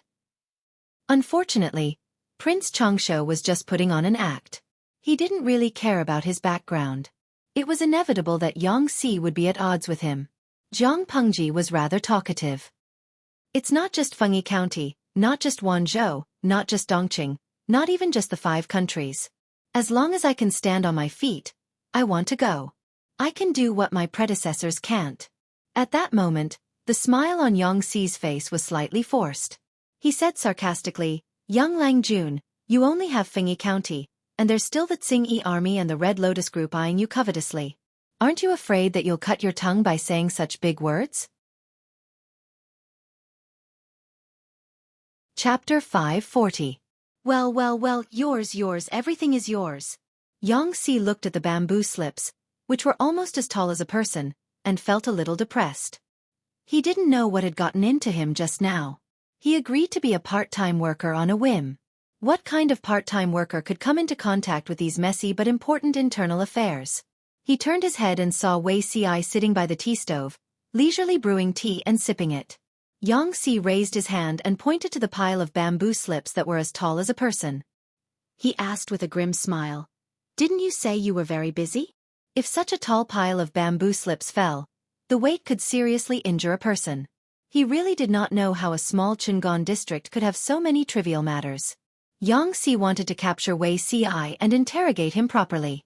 Wei Ci pursed his lips and smiled shyly. He said embarrassedly, "I'm weak, I can't do it for a long time." Yang Si secretly gritted his teeth. He sneered and said sarcastically, "It's fine if you lie to others, but you can't lie to me." "What weak?" Wei Ci's body was very weak, but it was not to that extent. "Jing Rong, I really didn't lie to you. Last winter, I was trapped in the deep mountains. It was snowing heavily and cold air entered my body. My body is not like before." Wei Ci still had a gentle smile on his face. His words sounded pitiful, but there was a hint of slyness in his eyes. "If you're too busy and fall sick, all the miscellaneous things in the government office will be piled on you. In this way I can't bear to do it." "Can't bear to do it? Touch your conscience. When you said this, did you mean it?" Everyone knew each other well. Others said that Wei Ci was noble and virtuous, but he knew that this person was also full of evil tricks. "Every word I said, absolutely not a lie," Wei Ci said. Yang Si chuckled. He no longer had the strength to continue to refute. He was really afraid that this fellow would really fall sick. Then, the trivial matters of the government office would be piled on him. As for Jiang Pengji, after capturing Yang Si as a free laborer, she was completely liberated from the government office. Yang Si worked for 3 days in a row. He found that Jiang Pengji seemed to have disappeared from the world. Except for appearing on time at mealtimes, she was nowhere to be seen at other times. For lunch, Jiang Pengji carried a pile of bamboo slips into the kitchen as soon as the food was served. At this moment, Yang Si realized that she was not wearing her usual wide-sleeved cloak. Instead, She was dressed in a neat brown dress. Her trousers were rolled up high above her knees, and her sleeves were rolled up, revealing most of her arms. Her feet seemed to have been soaked in the water for a long time. Xueqi glanced at the bamboo hat on her head, and there was a strange look in his eyes. Such down-to-earth attire did not resemble Lu Shi at all. Didn't they say that Lu Shi came from a noble family in Hejin County? Your Highness, Ci will help you. Wei Ci got up and wanted to help her take the heavy things. She looked at his body and walked around him. Quang! The bamboo slips were placed on the table, giving off a dull and loud sound. Jiang Pengji clapped her hands and said, "There have been more and more refugees entering the city recently. How's the progress of reclaiming the wasteland?" Wei Ci did not feel awkward and replied, "According to the plan, about 30% of the wastelands have been opened up. It is estimated that it will take another 2 months for the wastelands to be completely opened up. Every mu of land has been recorded, and it will be distributed after the household registration is completed." Hearing about the household registration, Xueqi, who was at the side, really wanted to slam the table and leave. There were more and more refugees outside, which meant that the work of household registration would become more and more onerous, not to mention the subsequent sorting and induction. If something went wrong, it would be troublesome to deal with it again in the future. Even a person like Xueqi could not bear it anymore. Jiang Pengji felt Xueqi's resentment and said, "There's no hurry, as long as it can be completed before spring plowing next year. The household registration is very important. It's fine to work slowly, but it's better to be slow than messy. Compared to this, I'm more worried that there will be a drought this year." Wei Ci and Xueqi were both stunned. A drought? Jiang Pengji took a ceramic bowl, poured some cold water into it, and gulped it down. "Yes, I've found a few experienced farmers. They also think that the weather this year will probably be hot and have little rain." Jiang Pengji judged based on her own experience. In addition, her brain was strong, so she could see details that ordinary people could not. However, in terms of farming, she still had to listen to the opinions of the old farmers. Combining the information from both sides, Jiang Pengji felt that this year was probably not good. The water conservancy facilities in Xiangyang district had taken shape. If they took good care of the crops in the fields and got through the summer, the autumn harvest this year should not be too bad. However, the situation in Chengan district was different. There were not many crops, but more and more refugees gathered. They could not possibly not drink water for the whole summer, could they? She checked the files of the past and found a lot of things. It turned out that Chengan district also had a few large-scale droughts. The fields were cracked, the rivers dried up, and the crops basically withered. Wei Ci said, "If there's really a drought, I'm afraid the progress of reclaiming the wasteland will be delayed." After the Tsing-Yi army wreaked havoc, the spring plowing in Chengan district was basically scrapped. There were basically not many crops planted this spring. If there was a drought this year, they did not have to worry about the crops in the fields. They only had to solve the water problem. "It's okay, there's still a lot of time. Take it slowly." Jiang Pengji poured another bowl of water for herself. "I've brought a few farmers to the nearby mountains to look for water sources these few days. I'm trying to see if I can open up a canal. It just so happens that Shiheng's water wheel can also come in handy." Zhang Ping, courtesy name Shiheng. Ever since he was tricked into the fire pit that was Xiangyang district by his good friend Wei Ci, his daily life had been very fulfilling. Hearing what she said, Xueqi secretly looked at Jiang Pengji's feet. No wonder her feet and calves looked pale from being soaked in the water. It turned out that she had gone deep into the mountains to look for water. The audience in the streaming room had been following the live stream. Naturally, they knew how long Jiang Pengji's feet had been soaked in the water. Their hearts ached when they saw it. "Oh Huanggang streamer, if the drought this year is very serious, I suggest building a smaller reservoir to store water." "Ju Gao Gao. Get rid of me. Look at the situation now. Digging a reservoir is not something that can be solved in a few days." "That's easy to say. Where is the most reasonable place to dig a reservoir? How is the best place to build a reservoir? These are all things that require knowledge. It's not something that can be solved just by talking. If the reservoir is not built well, it can't be guaranteed that one year there will be a flood and the reservoir will collapse. When that time comes, won't those in a lower position drown?" Renkaiching Huanda. Tiske, Then it's very reasonable for the streamer to prepare to dig a canal? Is it that simple to dig a canal? Chapter 541. Iduan Shoming Ruhu. It's good to build canals, but if there's really a drought, won't the water evaporate? Yikan Janjia 0 to 5. I think the streamer will think of a solution, such as sealing the canals to reduce evaporation. Although the audience in the streaming room was just chatting and some of their suggestions were whimsical, Jiang Pengji did not ignore them. Instead, she picked up many ideas and remembered them. It was impossible to dig a reservoir, but it was possible to build a few small reservoirs. Fortunately, there were many refugees now. The construction of houses in Chengan district could be delayed. The reclamation of wasteland could also be slowed down, but the reservoirs could be put on the agenda first. It would be best if there was no drought this year. If there was, they could at least guard against it. Wei Ci saw her frown and sighed in his heart. He could not help but think of the old monk Liaochen's words. There were indeed many natural disasters in his previous life, but they were not as frequent as in this one. He didn't dare to think about how much luck that monster the old monk mentioned had stolen to turn the entire world into such a desolate place. Although the Lord did not say with certainty that there would be a drought this year, Wei Ci already believed it in his heart. Try to find underground water veins and dig wells. Anyway, these things have to be done sooner or later. Might as well do it all together. She seemed relaxed. Yang Si, who was beside her, could not help but chuckle. This person just moved his mouth and the people below him ran errands. If he had known that eating a few meals would lead to such an outcome, he would probably still eat. For a person with a taste for delicacies, it would be a waste of a trip to the world if he had not tasted such delicious food. After all, the drought had not happened. Jiang Pengji wanted to bring people to dig canals, not only to prevent it from happening, but also to facilitate irrigation and water use for the people. It was best if the drought did not happen. If it did, at least they could survive it. Chengan district was close to the mountains, so there were many available water sources. Jiang Pengji led a group of experienced farmers to climb up and down, drawing the route of the canals day and night. She also asked some craftsmen from Xiangyang district to build a brick kiln near Chengan district. The bricks fired in the kiln were not used to pave the ground. The new bricks were wide and long, and the cross-section was lighter and thinner than the previous ones. It was a little troublesome to fire, and there were many inferior products. Jiang Pengji did not rush them. She just asked them to continue developing and not to be afraid of spending money. She had plenty of soil, and the coal bought from Chengde County could be used until next winter. She was not afraid of squandering. Once Jiang Pengji became rich, even Wei Ci was afraid. Yang Si looked at the busy figures below the city wall. He could feel the bustling atmosphere from afar. He sighed.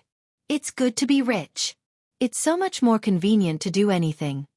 If she had no money or food, Jiang Pengji would not have been able to attract so many refugees to work for her. Money was not omnipotent, but it was impossible to live without money. What surprised Yang Si was that when Jiang Pengji hired the refugees as laborers, she did not have any gender requirements, only the workload. Regardless of gender, the amount of food they received each day was the same.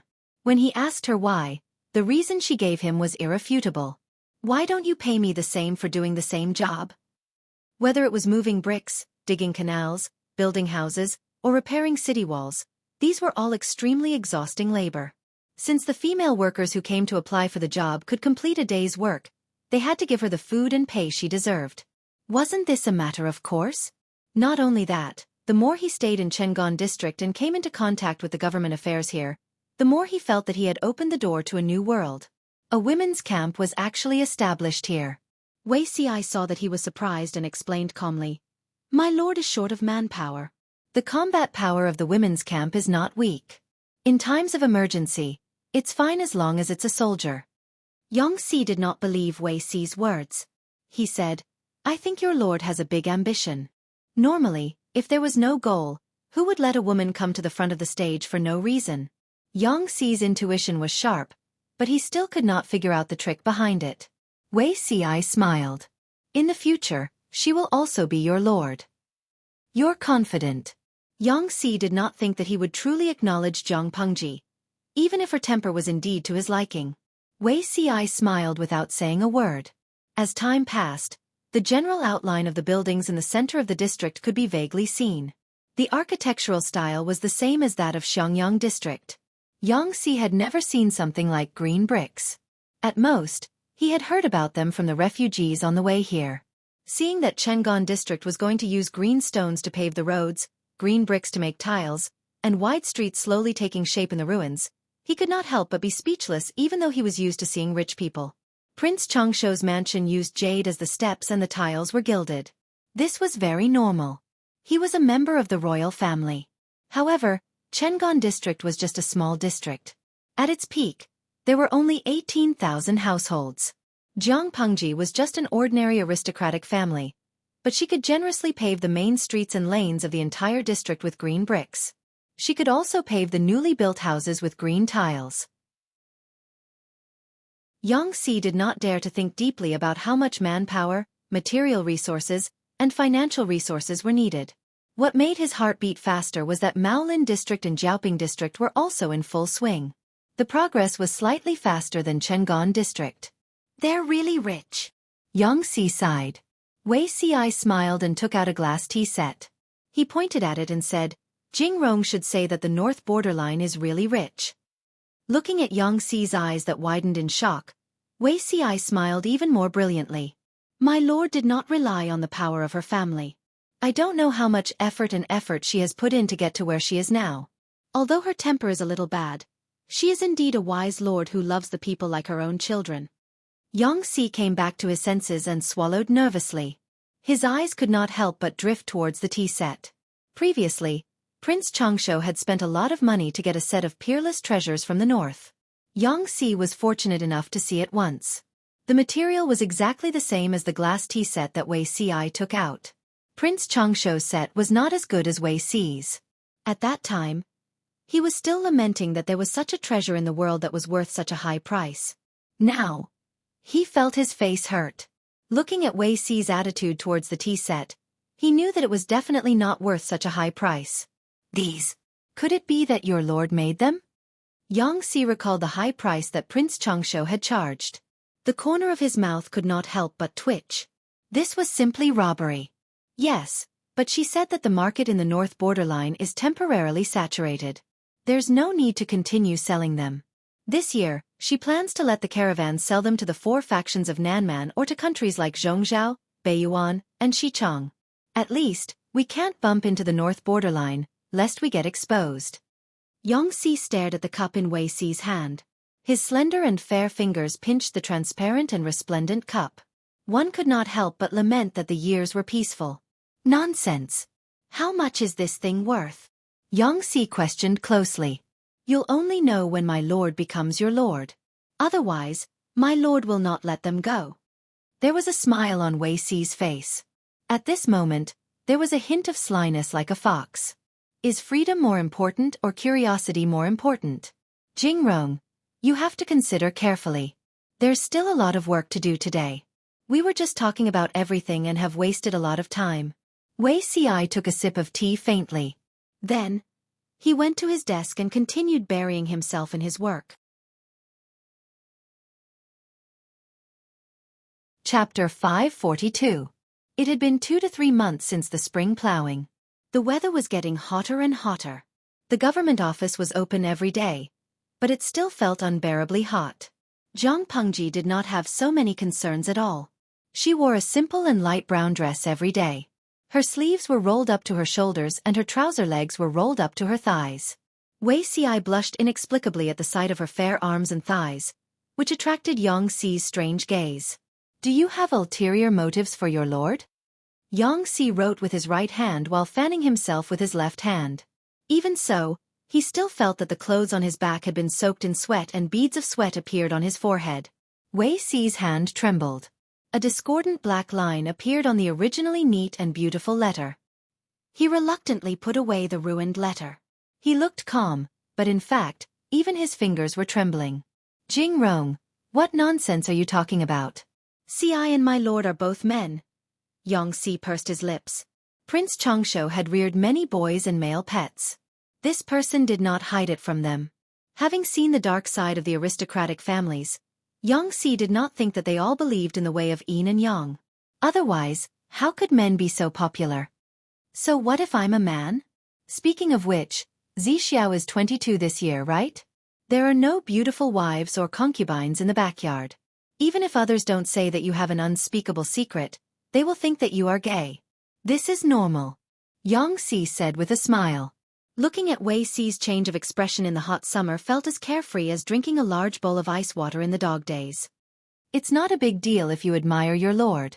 Wei Si retorted, Jing Rong is 29 years old, but she's still single. Yang Si said, I have high standards and look down on ordinary women. In the past, matchmakers came to my house and broke through the threshold, but I was unwilling. Wei Si choked and said, I have no intention of getting married. Yang Si saw that he looked a little worried and his heart softened a little. He was afraid that he would touch on Wei Si's sore spot. Are you still conflicted about that stupid 8 characters? At that moment, Jiang Pengji's voice suddenly came from outside the door. She said as she walked, What stupid 8 characters? You're done with the government affairs. Why are you chatting so happily? The corners of Yang Si's mouth twitched. Jiang Pengji had gone to Jiaoping district a few days ago to catch able-bodied men. When Jiang Pengji entered the room, the two of them saw that she was carrying 2 round green ball-shaped objects in her arms. Wei Si saw the things in her arms and asked in surprise, Verdant Sect Green Jade Room? Yang Si and Jiang Pengji were stunned. The audience in the streaming room was also stunned. A watermelon was a watermelon. What was the point of making it sound so artistic? Jiang Pengji did not know that watermelon had such a name, while Yang Si had never seen a watermelon before. Wei Si was stunned for a moment before he reacted. The watermelon, which was called the Green Jade Room by many aristocratic families who flaunted their culture, had yet to arrive from the western region. He remembered clearly that after the Zhang dynasty was founded, the small vassal states in the western region specially presented it to the emperor in order to please him. It tasted pretty good and was a good thing to relieve the heat in the hot summer. Later on, it even became a treasure for the commoners to become rich. Why did it appear now? So it has such a name, but I call it watermelon. It's quite easy to grow. We can consider planting some in Cheng'an district to store water and relieve the heat in summer. Jiang Pengji placed 2 large watermelons on the table, took out a dagger, and cut one of them in half. It had been chilled in the well water, and the flesh emitted cold air. I remember that this is only available in the western region. Wei Si said. Jiang Pengji cut the watermelon. The bright red flesh of the melon made people salivate.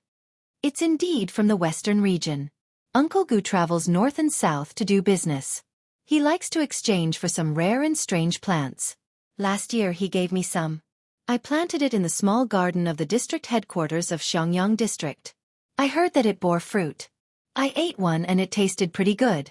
In fact, that was not the case. Jiang Pengji did not recognize the plants from ancient times at all. It was the audience in the streaming room who grew watermelons at home who told her about it. They taught her how to grow watermelons and things to take note of. After she memorized it, she passed the trick to the supervisor and let her take care of it. She went to Jiaoping district to handle some matters. When she heard Qiguan Rank's words, she hurried back to Xiangyang district and plucked a few and brought them over. Rare things were always expensive. Jiang Pengji wanted Fengyi County to recover quickly. The commercial development could not be weak. However, this kind of fruit could only be eaten to satisfy one's cravings. It could not be used as food. Even if it was planted, the quantity and the field had to be limited. If the commoners saw that growing watermelons was profitable, they all wanted to plant them. Who would plant food? What would they eat without food? Jiang Pengji thought about this and served the watermelon on the plate to the two of them. Zixiao, you can't eat too much. This thing is cold in nature. Just eat 1 or 2 pieces to satisfy your cravings, she reminded him. Yuan Xiatiao. Seeing watermelon, I want to eat it too. It's a natural watermelon. It's juicy and sweet. I really want to go downstairs and buy one. Xing Da Lao. I'm already holding half a watermelon. I'm eating it with a spoon. It's much better than eating it 1 piece at a time. The watermelons in the back garden of Xiangyang district were about 1.5 acres. She got someone to pluck them and send them to her subordinates as a reward. Holding a watermelon and nibbling on it in the summer could even improve one's irritation. Yangxi despised Jiangpengji, but he had to admit that the food here was delicious. Even the summer fruits were unique. My lord, I have already ordered the laborers to dig a canal and cut enough bamboo according to your instructions. I have sliced them and exposed them to the sun. How are the new bricks in the brick kiln? They can already produce excellent finished products. Although they are not as solid as ordinary bricks, they won't break easily. The three of them nibbled on the watermelon while talking about business. The scene was too beautiful. The audience in the streaming room expressed their desire for more. Tumi Dalao. Thank you, streamer. I think the melon farmers this year are going to laugh. Because of the mystery of the streaming room and the gimmick of being able to cross dimensions, it led to many new industries. For example, watermelons appeared in the streaming room today. Perhaps the watermelons in the nearby fruit shops would be sold out. The effect of the advertisement was terrifying. Wouldn't the melon farmers laugh until their teeth could be seen? Jiang Pengji said, I'm very relieved that you're doing things. Bamboo slices were placed on both sides of the canal. The new bricks that were baked were used to pave the canal. Since the end of spring, the weather had become hotter and hotter. There had not been a single drop of rain so far. Jiang Pengji's premonition was about to be confirmed. During this period, Jiang Pengji had mobilized almost half of the manpower to dig canals, reservoirs, and wells. Jiaoping District and Maolin District were also extremely busy. Everyone was preparing for the upcoming summer. Although the construction of the district had slowed down, it did not stop. The barren district that had been ravaged by the Tsing-Yi army began to exude an aura of prosperity. As long as the people's wills were united and their efforts were directed in one direction, almost nothing was impossible. Entering June, the weather was dry and hot. When the sun was strong, stray cats and dogs did not dare to stay outside for long.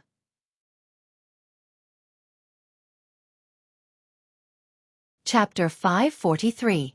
The second prince's wife, Anyina, was the princess of the royal family of the three tribes in the northern borderline.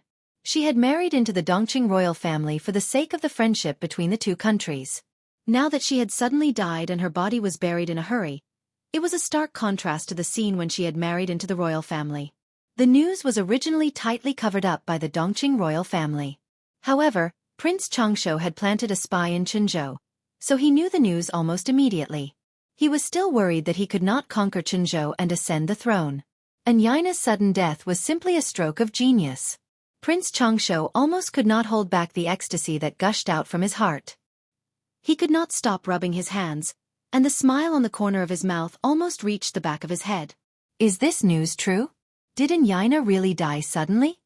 He asked eagerly, but he secretly regretted it. Why didn't he think of using Anyina as a breakthrough point?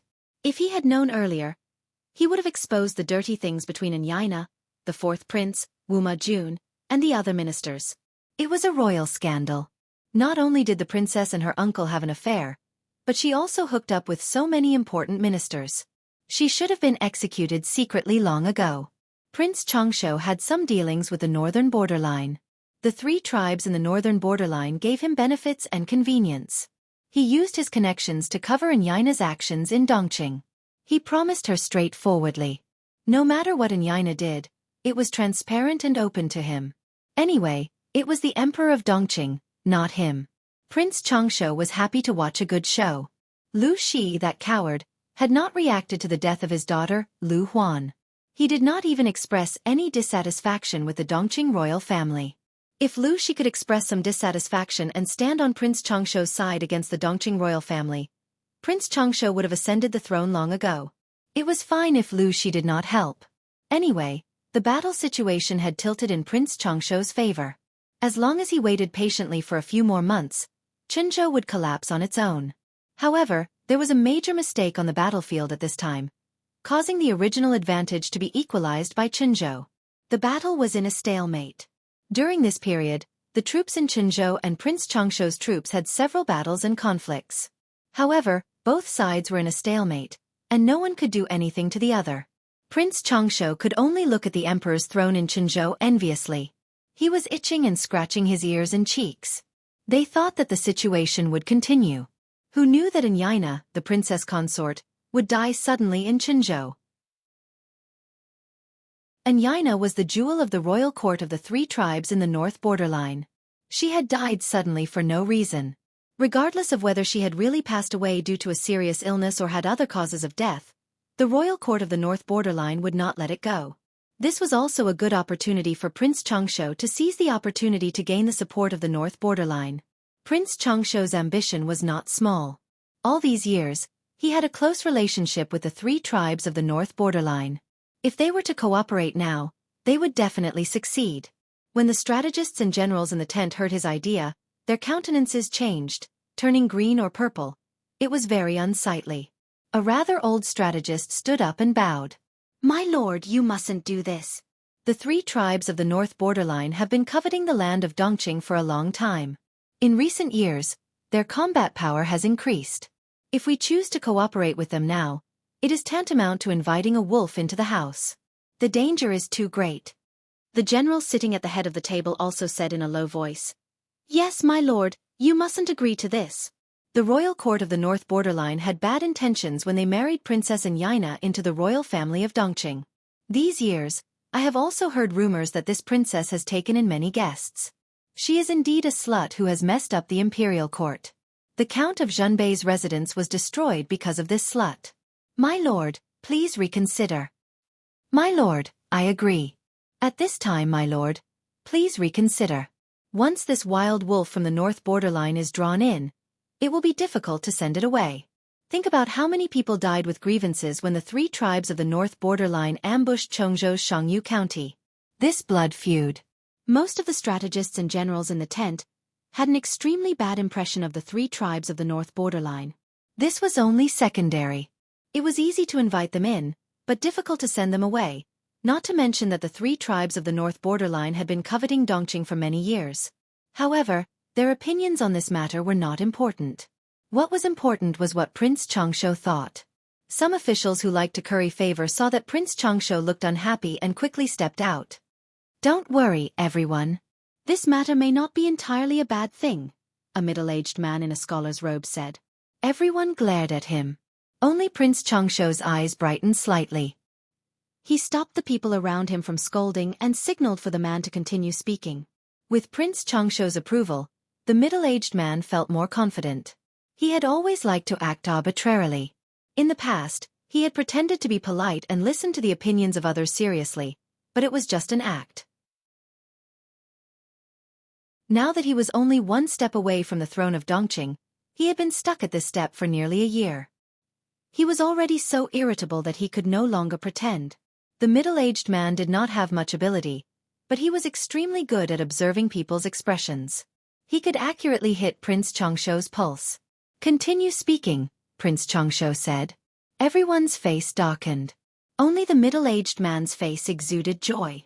He said, "The 3 tribes of the North Borderline are barbarians. All of them are people who eat raw meat and drink blood. Dongqing is a country of etiquette, so it has the responsibility to educate them. They are merely barbarians. After my lord has succeeded, you can just give them some rewards and send them away. If you can't send them away, you can also make some verbal promises." Full of bull***T. Everyone's face turned pale. Coincidentally, someone with a more extreme temper stood up and scolded the middle-aged man, calling him a vermin. The middle-aged man smiled and said, "My lord is a real dragon appointed by the heavens. He is destined to rule the world. Borrowing the power of the North Borderline is just following the will of the heavens. Promising some benefits to the 3 tribes of the North Borderline is also to seek greater benefits. The land of the North Borderline is the imperial land. Sooner or later, we can take it back. If we don't do this, do you have any other good ideas to successfully conquer Qinzhou?" Prince Changsho's face was calm, but his heart was already in turmoil. He was increasingly satisfied with and valued the middle-aged man. He wanted to promote him to the chief strategist and become the head of the literati in his tent. The middle-aged man continued, "Moreover, we can let the barbarians of the North Borderline take the lead and deplete their military strength." Nonsense. There's no point in working with them. Many people still wanted to persuade him, but when they saw Prince Changsho's expression, their ambitions immediately sank to the bottom. Some hot-tempered people directly stood up and scolded. Not only did Prince Changsho not quell the dispute, but he also stood on the middle-aged man's side. This made everyone's heart turn cold.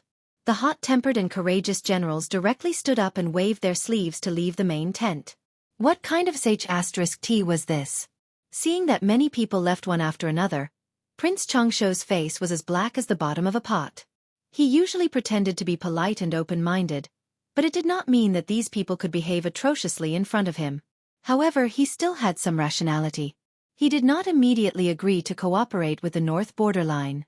Instead, he let the spies in Chenzhou continue to probe for information.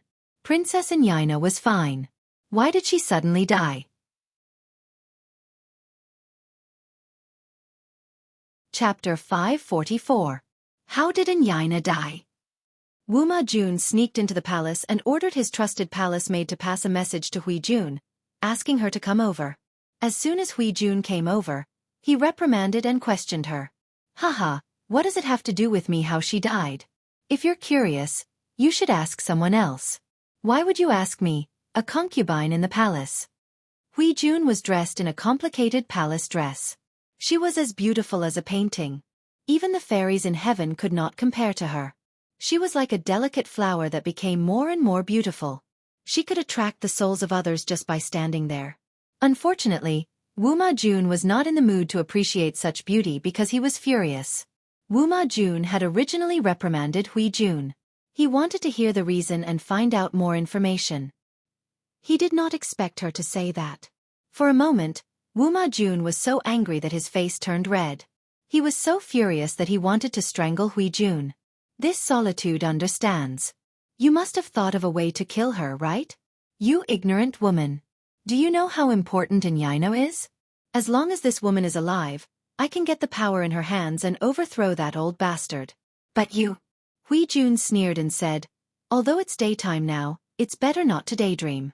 How can you be so sure that I killed Anyina without any evidence? She's the second princess and I'm your father's favorite concubine. According to our relationship, I'm considered Anyina's elder. There's no conflict between us. Why would I want to kill her for no reason? Do you think it's because of you? Wu Ma-jun asked in return. Wasn't it because you knew about me and her and were jealous? That's why you killed her? Although he was completely despised by the emperor and was even kicked in the chest by the emperor, causing Wu Ma-jun to lie in bed for more than half a year, Wu Ma-jun did not think that he had no chance to ascend to the throne because he had cooperated with Anyina and Prince Changsho. If he had planned it carefully, he might have already ascended to the throne. Who knew that bad luck would come one after another? First, Lu Huan gave birth to a pair of freakish babies in the palace. He was placed under house arrest by the emperor, and Lu Huan died from a hemorrhage due to dystocia. After Lu Huan died, he lost the support of the powerful Yu family. Then, Anyina died suddenly, which cut off his connections in the north borderline. Now, without the support of these two parties, how could he negotiate a deal with the sly old fox Prince Changsho? How could Wu Ma-jun accept that the throne, which had been within his reach, was getting further and further away from him? After thinking about it, he felt that Hui-jun had something to do with Anyina's death. Before Anyina died, she had entered the palace to visit the empress. Then, she went to Hui-jun's palace to talk to her for a while. After that, she died suddenly that night.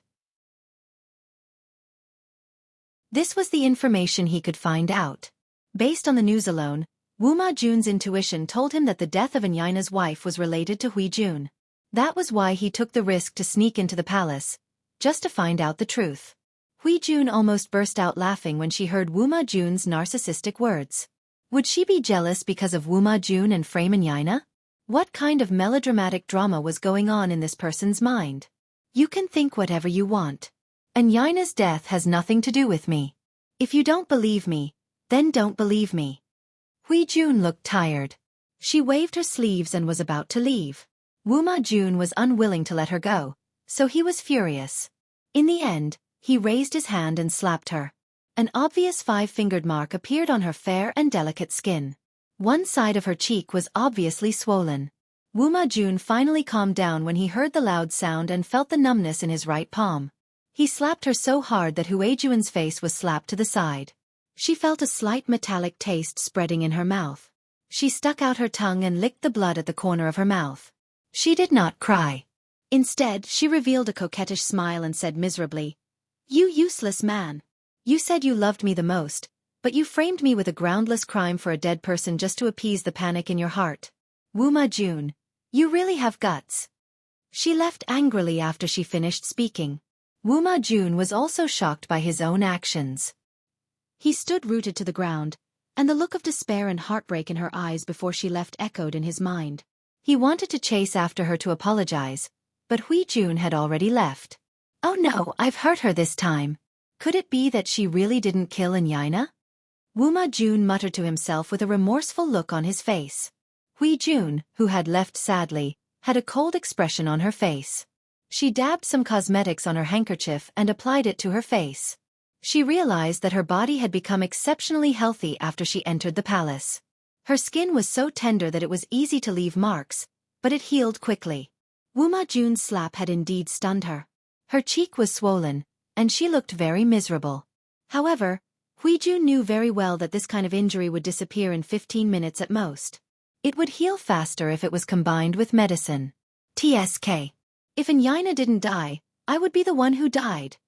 Hui Jun muttered to herself in the bronze mirror after she sent the palace maid away. A determined and vicious look flashed in her eyes. Why did Yaina die?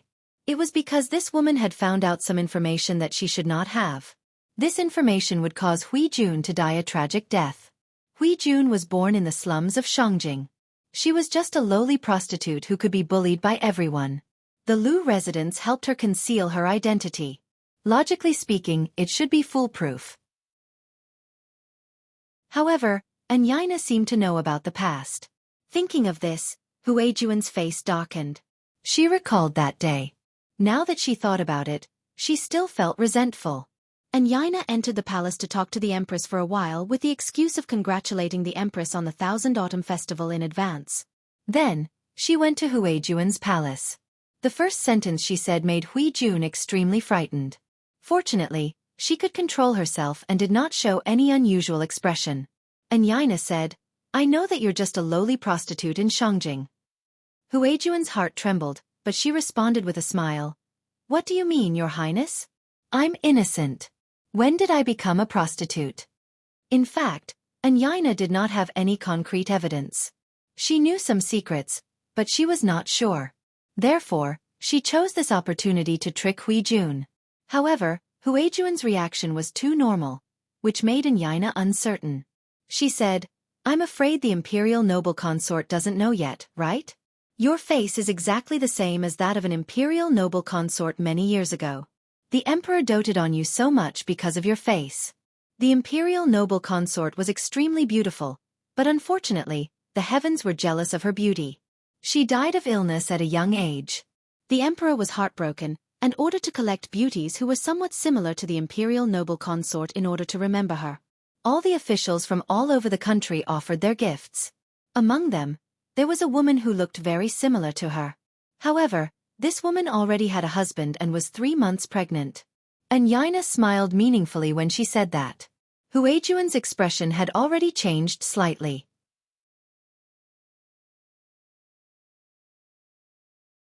Chapter 545. Yaina continued. This woman was originally an ordinary village woman. In order to please the emperor, the local officials killed her husband and sent her to the palace when she was pregnant. Because of her face that resembled that of the imperial concubine, she was pampered by the officials for a period of time. Unfortunately, she violated a taboo and tried to compare herself to the late imperial concubine Wang. She died mysteriously. Along with the baby girl who was born in the palace, both mother and daughter disappeared. However, the information I've found is more than that. Is Imperial Gue Fei in the mood to listen? Hui Jun suppressed the restlessness in her heart and tried her best to calm her expression. This story is interesting. Tell me about it. Princess Consort Yaina. I've been very bored these few days. It's good to kill time by listening to it. Her reaction was very calm, and there was not a single flaw in her. The more she was like that, the more suspicious Yaina became. I spent a lot of effort and finally found the palace maid who served that woman back then and asked for some information. Yaina said sarcastically, that woman broke a taboo and tried to compete for favor with imperial consort Wang, so she was detested by the officials. The emperor felt that this person was insatiably greedy and was not qualified to be compared to the high and mighty Gue Fei, So he threw her into the slums and demoted her to a prostitute. That woman became a prostitute. Every day, she had to welcome and send people off. How pitiful. Her daughter followed in her footsteps. Poor mother and daughter. Xueqi's heart trembled. She had already guessed what Anyina was going to say. However, she knew that if she admitted to this matter, she would probably die miserably. Therefore, Xueqi's expression was natural. She used a handkerchief to wipe the tea stains at the corner of her mouth and said elegantly, "It's indeed a story that makes one weep. Is the princess consort here to warn me not to overestimate myself and compete for favor with the late imperial consort Wang? Or could it be that he wanted this consort to know that his status was only because of his face that he was favored by the officials? If that's the case, then I appreciate it." Although Anyina did not name anyone, she knew very well that the story was very likely to be true. Xueqi was miserable, but she still had a gorgeous smile on her face. Anyina tried to probe her a few times, but she fended them off easily. Anyina had no choice but to ask meaningfully, "Imperial noble consort, do you know where that woman's daughter went?" Xueqi said, "Since she's a low-class prostitute, she must have been tortured to death by others."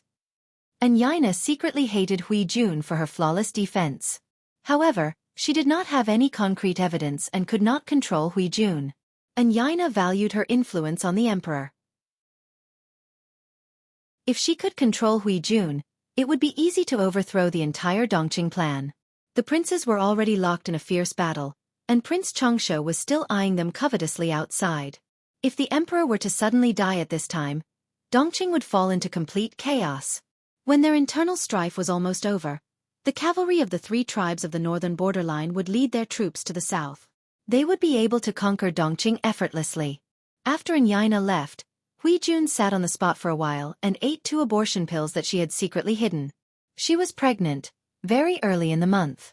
As a prostitute, she had a few accidental pregnancies and was forced to abort by her mother several times.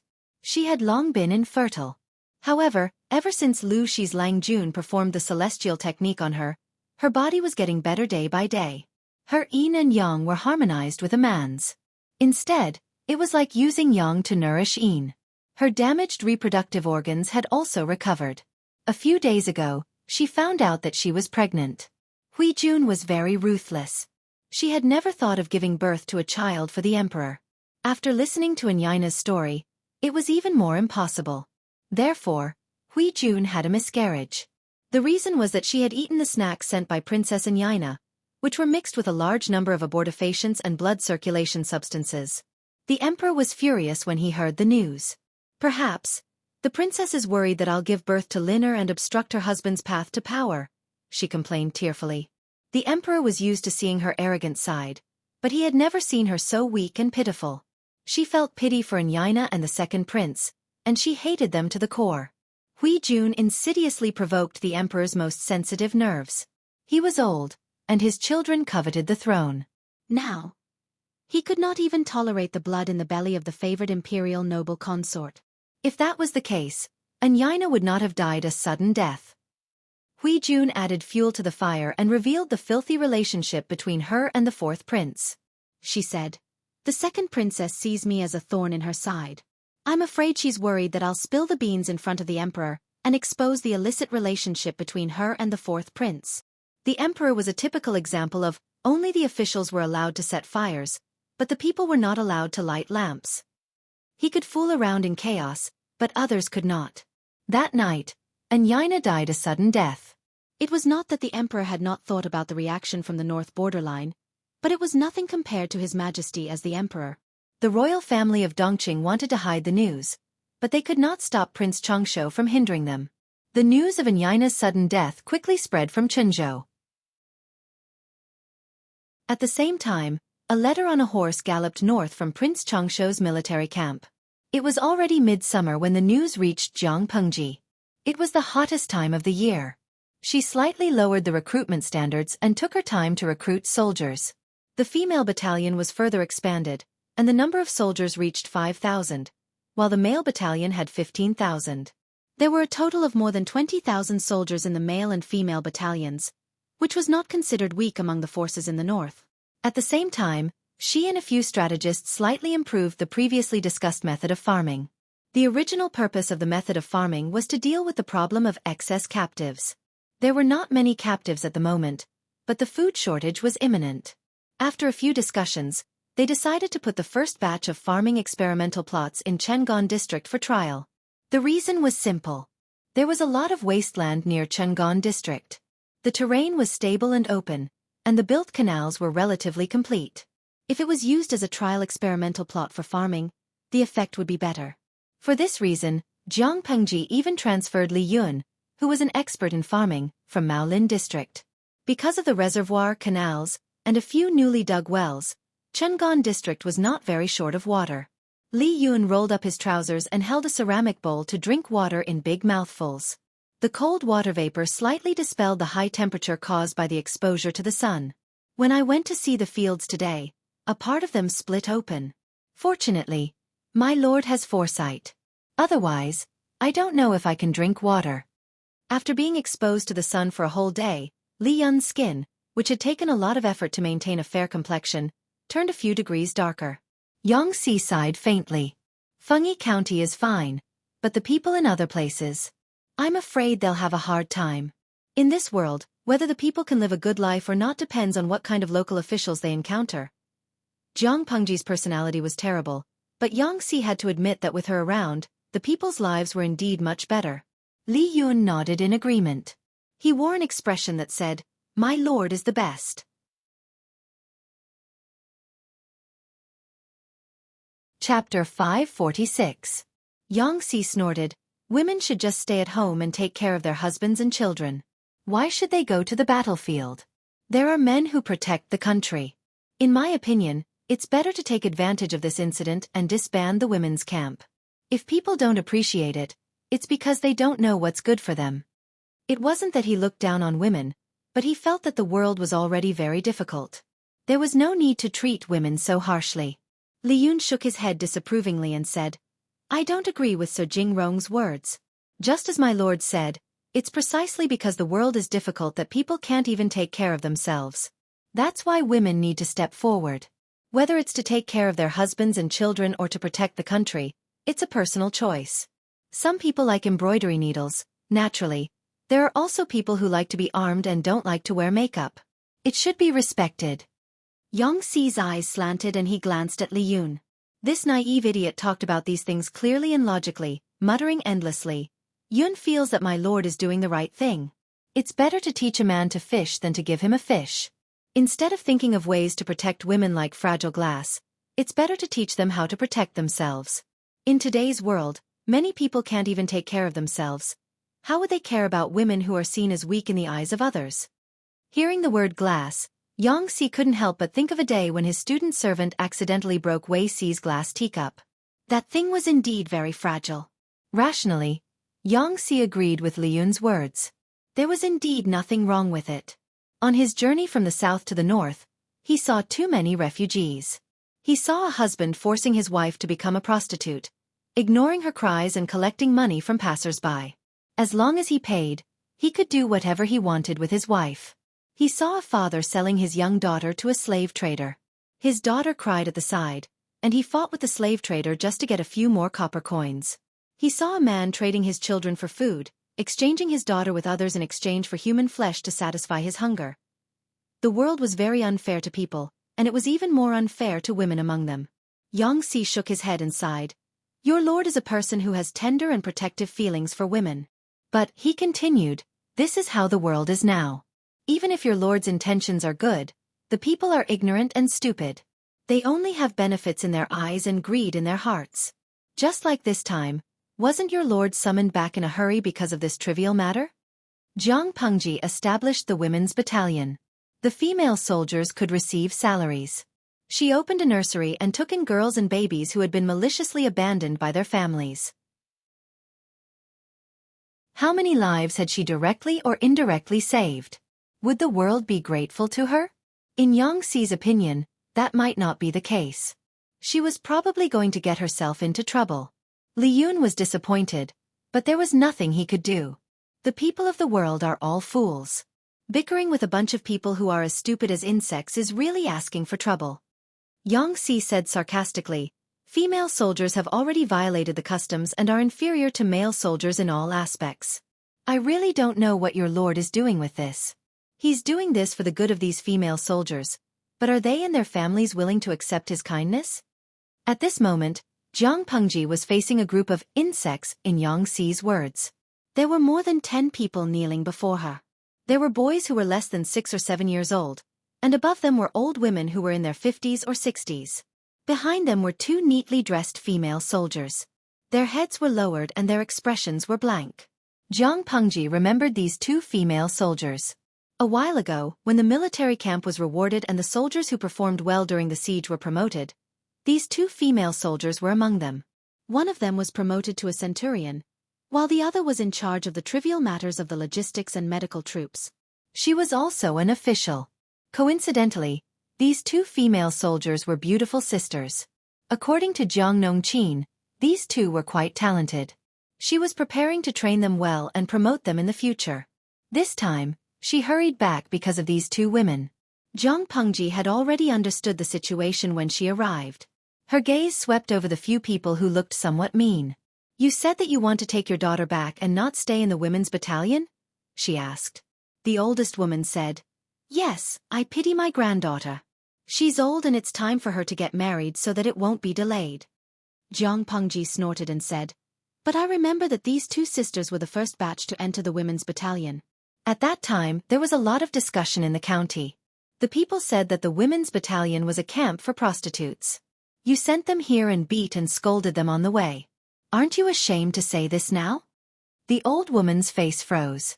She never expected that the district magistrate did not respect the old and cherish the young. She directly tore off the skin of their faces and threw it on the ground. What was the difference between this and pointing at someone's nose and scolding them? Filial piety is the most important of all virtues. "This old woman is their grandmother," Jiang Pengji said coldly. "I remember that I set up a law. Even if they are biological parents, they have no right to force their children to be prostitutes." There was a hint of killing intent in her eyes. Just by sitting there, she gave people a great deal of pressure. The audience in the streaming room also understood what had happened. They could not help but sigh. They felt sorry for Jiang Pengji and looked forward to the development of the plot. In this era, filial piety was more important than anything else. The streamer supported the female soldiers in the women's battalion. To a certain extent, it was against filial piety. Their families wanted the female soldiers to go back to get married and have children. If they did not go back, it would be unfilial. Jiang Pengji knew to respect the old and cherish the young, but she would not give face to others if they were shameless. "Don't say such empty words. Do you really think that I don't know what you are planning? Don't you see that your 2 daughters are promising, so you want to cling to them and suck their blood? Don't think that I don't know that you have taken away their salaries. Touch your conscience. Do you have the cheek to ask for this money? Forget it. They are just jackals, wolves, tigers, and leopards. They are just animals. How can they be considered humans?" She scolded the people below her mercilessly and changed to a more comfortable position. "This time, I came to get my daughters married. How can it be a good marriage? Isn't it just for the betrothal gift of a dozen taels? If I marry my daughters at a high price and accept the betrothal gift, and my daughters have a promising future in the military camp, I won't do anything because of filial piety. Instead, I will continue to pay them every month. 2 daughters, one is a centurion, and the other is a medical officer. Their salaries are not low, and they will be higher in the future. You guys are really good at scheming. What pity that their daughters or granddaughters were old and no one wanted them. It was just for a dozen taels of silver. As the saying goes, one should not hit people in the face, and one should not expose people's shortcomings." Jiang Pengji stepped on where it hurt. "Old woman," the woman kneeling below her wanted to speak, but Jiang Pengji said impatiently, "Shut up. You have no right to speak here." Her good mood recently had been ruined by this family. It would be strange if she had a good temper. She turned her gaze to the 2 female soldiers and said, "Do you remember that before you entered the women's battalion, you signed a document?" The 2 female soldiers said, "I remember." Chapter 547. The 2 female soldiers were a pair of sisters. The older one was 17 and the younger one was 15. Apart from them, there was a 7-year-old brother. After the earthquake last year, Xiangyang district was in the midst of reconstruction. To save some food, the family wanted to sell their 2 older daughters to a brothel. However, Jiang Pengji was renovating the place at that time. She was in a tight spot and they had no place to sell their daughters even if they wanted to. Later, they heard that sending their daughters to the women's camp would give them half a tael of silver as compensation, so they sold their daughters. With 1 tael of silver for the 2 daughters, the family could save 2 mouths to feed. As for their future, even though their mother was worried, she did not dare to show any abnormalities with her mother-in-law watching over her. Later, the 2 filial daughters secretly gave their monthly salary to their mother, hoping that she could hide it as her private money. That way, they could speak confidently at home. However, the mother had always liked to please her husband and mother-in-law. She would spill everything once she opened her mouth. Now, one of the 2 daughters was promoted to a centurion, and the other became a small leader of the medical troops. Their salary was also doubled from before. The family boasted about it everywhere. Very soon, a matchmaker came to propose marriage. The betrothal gift was very high. The engaged husband was in his early 30s. 2 wives had died. He had 4 children and his family was somewhat wealthy. He despised the women on the battlefield, but he liked the status of the female soldiers in the women's camp. He felt that it was easier to talk to someone in the army. As long as he could help his family, he would marry him and treat him like a god of wealth. The 2 families hit it off. Then, they made a scene at the women's camp. They wanted to drag their daughters back to get married. Jiang Nongqin stopped them and sent an urgent letter to Jiang Pengji at the same time. Perhaps it was Jiang Nongqin's rather good attitude that gave the unruly people confidence. They were also unreasonable and rude when facing Jiang Pengji. However, Jiang Pengji was not so easy to talk to. She immediately retorted. Her murderous aura alone was scary enough. Jiang Pengji chose to ignore the unruly people in a noble and cold manner. She had mixed feelings about the female soldiers. Tell me your choice. The older female soldier bit her lower lip. Her gaze was evasive. She stammered, I'll listen to you. Although the district magistrate promised that the female soldiers could set up a household after they retired at the age of 24 and that their children would follow their mother's surname, there was no such thing. Her mind was a mess, filled with the bombardment of words from her father, mother, and grandmother a few days ago. As soon as he said that, the viewers in the live stream exploded. Sang K. What the F***CK, there's something wrong with this person's brain. She's willing to marry a man who's old enough to be a father. Moreover, he's an old man with 2 dead wives and 4 children. Even the host said that he would support them. F***CK. Sai Poo. My lungs are going to explode. Do they not believe in the host? If I were a streamer, my heart would turn cold. Meow meow dada too. Don't be so angry. What's the use of scolding them? If it were me, I would go up and slap them. Akateris. Bah, do you still remember how the host trained those female soldiers? You're still beating people up? Be careful not to be killed instead. Shenyue Jidya. I can't take it anymore. My heart is about to collapse. Why doesn't the lady soldier want to believe in the streamer? Kneeling begging for monthly tickets. This is like stabbing a knife into the host's heart. She's now preparing to reveal her identity in the future. She has to vigorously support the female soldiers and let them walk on stage. Now, the lady soldier slapped the host in the face. This is too much. Jiang Pengji was not as upset as the viewers in the live stream thought. In fact, she was very calm. Yes, she was too calm. Feng Jin looked at Jiang Pengji worriedly and sighed in his heart. If the women's camp was not Jiang Nongqin's territory, he really wanted to overstep his authority and solve this problem before Jiang Pengji returned. He understood her temper. She would not be at a disadvantage at all. If she suffered a small loss, she would definitely seek revenge 1,000 times over. Jiang Pengji calmly moved her gaze away and fell on her younger sister. She asked, What about you? Like your sister? This female soldier was a centurion. According to Jiang Nongqin, she trained very hard every day. Others were resting, but she was still training. During the siege, her arm was shot by a stray arrow. She gritted her teeth and pulled the arrow out. She stopped the bleeding hastily and continued to fight. She was very stubborn. Jiang Nongqin secretly wanted to train her as the deputy captain of the women's camp. The female soldier looked at Jiang Pengji anxiously. Her grandmother secretly stared at her as if she could eat her up. I don't want to. I don't want to marry and have children like my sister. She said in a panic. Didn't the district magistrate promise that female soldiers can retire at the age of 24? Their household registration will be independent, and their children can follow their mother's surname? Therefore, I don't want to marry. Compared to being pinched by her grandmother at home, she preferred to fight with knives, spears, swords, and halberds. Only then did she feel that she belonged to herself and was free.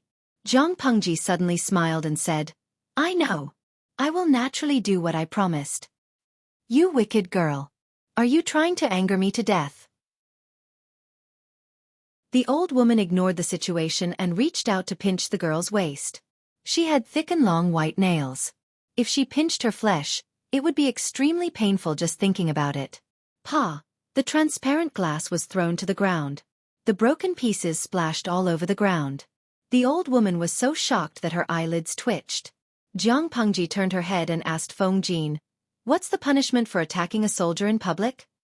Feng Jin answered, She should be flogged 3 times.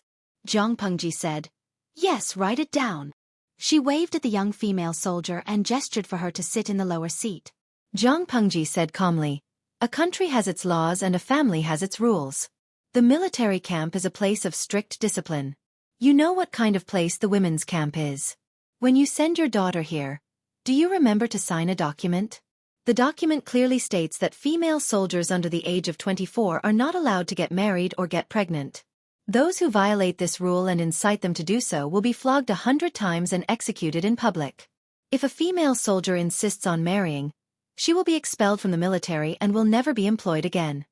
This time, the faces of the people who were kneeling below changed. The older female soldier's face was even paler. As for you, you're very good. You didn't disappoint the captain of the women's camp. She looked at the younger female soldier. You've reminded me of something. It's true that I've neglected this matter. You're not even 20 years old. It's still a bit early for you to get married. However, the matter of the household registration should be dealt with. From now on, all female soldiers in the women's camp will have their household registration removed from their original household registration and set up their own household. In Jiang Pengji's eyes, people were people. As long as they could be used, it didn't matter if they were men or women. In her eyes, those who could not be used by her were no different from trash. Jiang Pengji said coldly, Why you execute according to the contents of the contract for the women's camp. There's no need to talk nonsense with them. Feng Jin sighed. He knew it would be such a situation. Not to mention 100 floggings, the bodies of these people would suffer from 12 floggings. He said, Yes, my lord. I just don't know, who is the main instigator?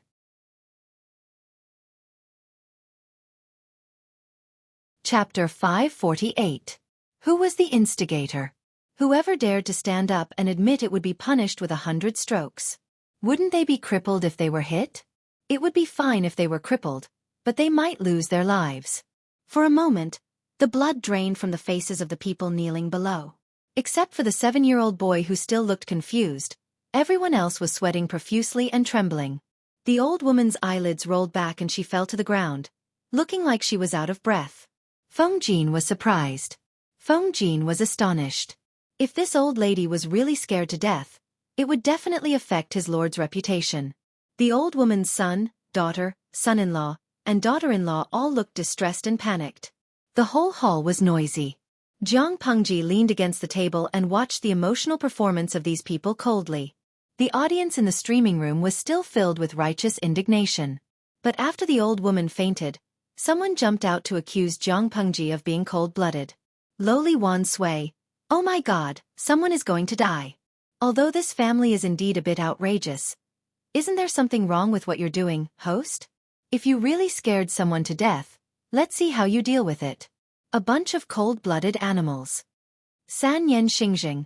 The values of this streaming room are so bad. There are violent and bloody elements. Why hasn't the country banned it yet? Sanpai Shudiozo. It can't be banned. It's being streamed on all online platforms.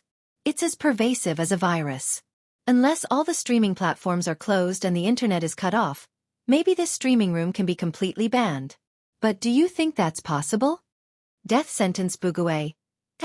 This streaming room is so bloody. Minors can't control themselves and commit crimes after watching it. They want to teach bad things to children. If one day someone really commits a crime according to the streaming room's practices, it'll be too late. It wasn't the first time Jiang Pengji had been cursed by the audience for 18 generations. She didn't care. Their mouths belonged to them. She couldn't control what they wanted to say. If they could really face her ancestors, who would dare to open their mouths and say a word? She sneered and asked them in return. Host V, I think death sentence is not a bad thing. This person has taught me how to write erotic stories about Lolis. Why, did you rape a girl? She could remember clearly which ID had said what and when in her live broadcast room. Jiang Pengji mercilessly dug up the audience member's past. Trying to play double standards with her? He had to make sure that he was clean first. Some of the viewers in the streaming room criticized her, but most of them supported Jiang Pengji. After all, they were old viewers who had followed her for many years. They knew that Jiang Pengji would not speak without thinking. Moreover, this matter was related to the dignity of the women's camp. If they didn't handle it well and didn't follow the rules of the military camp, who wouldn't come over and drag their daughter away to get married? More importantly, was this marriage really for his daughter's sake and not to sell her for a good price? In short, Jiang Pengji was setting up a female battalion, not a premarital training class for unmarried women. If he wanted to take advantage of her, he would have to see if his body could withstand 100 beatings first. The people below rushed to the old woman's side and wept bitterly. The older female soldier was horrified. The fear and worry of being expelled from the army were also suppressed. She was more worried about the old woman's safety. If something happened to her grandmother, wouldn't the family blame her? Just as her parents said, they were her blood relatives. They would definitely do it for her own good. Why would they harm her? Feng Jin looked at Jiang Pengji awkwardly. The younger female soldier was also very flustered at first, but she calmed down very quickly. She was used to seeing this grandmother act shrewdly and make jokes. If she couldn't make a fuss, she would pretend to faint. The word unfilial could break a person's spine. Looking at her face, it was rosy and clean. Where was the paleness and weakness that a fainted person should have? My lord, this, Jiang Pengji snorted. It seems that no one will stand up and admit that they are the instigators. Then I will judge. This boy is only 7 years old. I think he can't instigate his elder sister, so he will be exempted from the punishment. This old woman is really hateful. She doesn't educate her children strictly. 10 beatings. The others will share the remaining 90 beatings. Drag him away to be beaten. That female soldier will be expelled from the army and will never be employed again. She pretended to faint in front of her. She thought she was blind. The old woman still did not wake up. She said, "This old woman tried to attack the soldiers before. She should be punished with another 3 beatings. In addition, she pretended to faint in front of me. That's another crime. She should be punished with another 10 beatings. There will be a total of 23 beatings. Just do as you see fit. Don't be frugal." Feng Jin said, "Yes, my lord." He called the guards outside the door and dragged the people away to be punished with beatings. The older female soldier resisted subconsciously. Fortunately, the gods were prepared and she was the first one to be dealt with. Even so, one of the guards' arms was injured. Jiang Pengji snorted mockingly when she saw the situation. What's the use of being strong in martial arts? She's already so cowardly. It's no wonder that anyone can step on her. The older female soldier's martial arts were not weak. She could at least deal with 3 to 5 strong men. However, when her family forced her to marry a man who could be her father and become the stepmother of a man who was older than her, she still agreed miserably. Jiang Pengji was not very kind. She gave them a chance, but they did not appreciate it. No matter what happened to them in the future, they should not blame her. The old woman was dragged out by the guards. She finally could not pretend anymore. She kicked her legs and cried, rolling on the ground. The audience who spoke up for the old woman felt their faces turn red. It was not because they were embarrassed, but because they had been slapped in the face. The older female soldier tried to kneel down to plead for mercy and appease the old woman. Instead, she was slapped on the face, leaving 5 bloody marks. As mentioned before, the old woman had thick and long nails. She did farm work all year round. Her strength was greater than many young and strong men. Even though the female soldier was well trained, she was slapped and rolled on the ground. Her right cheek quickly swelled up. Even her teeth were loose. You jinx. God damn it, someone's going to die. You're riding 1,000 men, you're king with 10,000 men. If I knew you were such a rotten thing, I should have fallen to my death as soon as I was born. Ouch. Old man, why did you go so early? You left me alone to be bullied by these animals and women whose conscience has been eaten by dogs. The older female soldier opened her eyes wide in astonishment. She could not believe that these words came from her grandmother's mouth. The old woman refused to get up with all her might. She kept cursing and swearing, and everyone felt that her words were dirty to the ears. Jiang Pengji raised her hand and touched her forehead. She said coldly, "Take her away. Don't show any mercy. Flog her as many times as you deserve." The group of guards heard the anger in Jiang Pengji's tone. They secretly cursed the old woman for asking for trouble. Then they each took one side of her and dragged her out by force. The old woman also tried to scratch the guards' arms with her nails. Soon, a few bloody marks were left. The guards grimaced in pain. They did not know how an old woman who was almost 50 years old could have such great strength. Chapter 549. My lord, you're really naughty. Feng Jin was speechless, but he couldn't do anything about it. After all, only when his lord was happy could the people under her lead a happy life. I know that gossip is a fearful thing. Beating an old man will attract criticism. However, the rules of the military camp are like this. If I show mercy today, will anyone be able to come and make trouble? Old people should be more reasonable. Should I indulge such shameless old people? Feng Jin naturally knew the importance of punishing the chicken to warn the monkey. If he didn't get rid of the stick that stuck out, it would be difficult to clean up in the future. Jiang Pengji glanced at the younger female soldier. Seeing that she was a little worried, she felt even more satisfied. She said, "You should be glad that you and your sister made a completely different decision. Otherwise, the rest of your lives will be over." Seeing that Jiang Pengji was talking to her, the female soldier quickly restrained her worry for her sister. She lowered her head to the lord and listened attentively. The audience in the streaming room came back to their senses and understood the other meaning of Jiang Pengji's words. Hide and seek cat baby. I just remembered that this family obviously doesn't treat this pair of sisters as family. They treat them more like goods. Thinking about the old woman's curses just now, it's not an exaggeration to say that they're enemies. Just as the streamer said, so what if they have fighting skills? The female soldier's skills to resist the guards were really beautiful, but her heart collapsed and she couldn't stand up at all. Now that she's been removed from the military and will never be employed again, the family will torture her. Fortunately, her sister is smart and not stupid, Unhuan City. To be honest, I'm quite unhappy with this female soldier's behavior. The streamer said that she'll support her. She should know what kind of people her family is, but she still chooses to be submissive. According to this development, I think her ending won't be good if she goes home and marries someone. How can it be good? The husband's family saw her position in the military camp and married her to be useful. Now that she's been removed from the military, she'll become an ordinary civilian. This marriage will definitely fall through. Even if it doesn't fall through and she marries into someone else's family, she'll be tortured to death. Twilight sunset. That's why the streamer said that the younger sister is smart and not as stupid as her sister. His younger sister was still in the military camp, and she was still a centurion. Although she was not a high-ranking official, it was already very powerful for ordinary people. With her younger sister supporting her in the military camp, no matter how difficult her life at home was, she should be able to survive.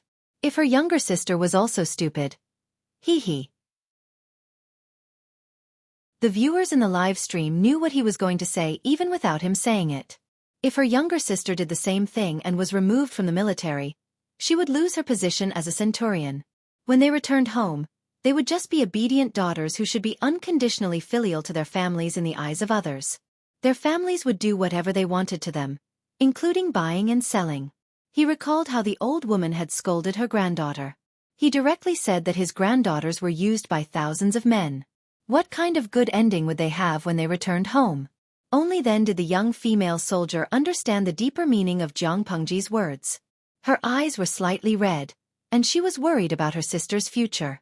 Jiang Pengji saw through her and said, "If you're really worried about your sister, try your best to do your part. The stronger you are, the better off she will be at home. If you're not strong enough to make your family flatter you, she'll only be humiliated." The female soldier bit her lower lip and plucked up her courage to plead for her sister. "My lord, my sister is actually—" Jiang Pengji interrupted her and said, "In the face of such a situation, the smartest thing to do is to remain silent. This is the best for your sister. The women's battalion is indeed a little rebellious in today's world. It's not tolerated by the secular world." The female soldier lowered her head even more after hearing that. As the first batch of female soldiers in the women's battalion, she had also experienced the days when she was ridiculed and misunderstood by others. Jiang Pengji acted as if she did not see her reaction. If you want to really stand up and let the women's battalion be accepted by everyone, you can't even take a wrong step. If I side with your sister, what will happen to the rest of the women's battalion? The military camp is a place where words are final. If orders are changed all the time, what will become of it? Don't think that only your family is the smartest in the world. Who knows how many people are secretly scheming the same thing as them? Do you know what it means to kill a chicken to warn the monkeys? Your sister and your family are chickens that will be slaughtered to warn the monkeys.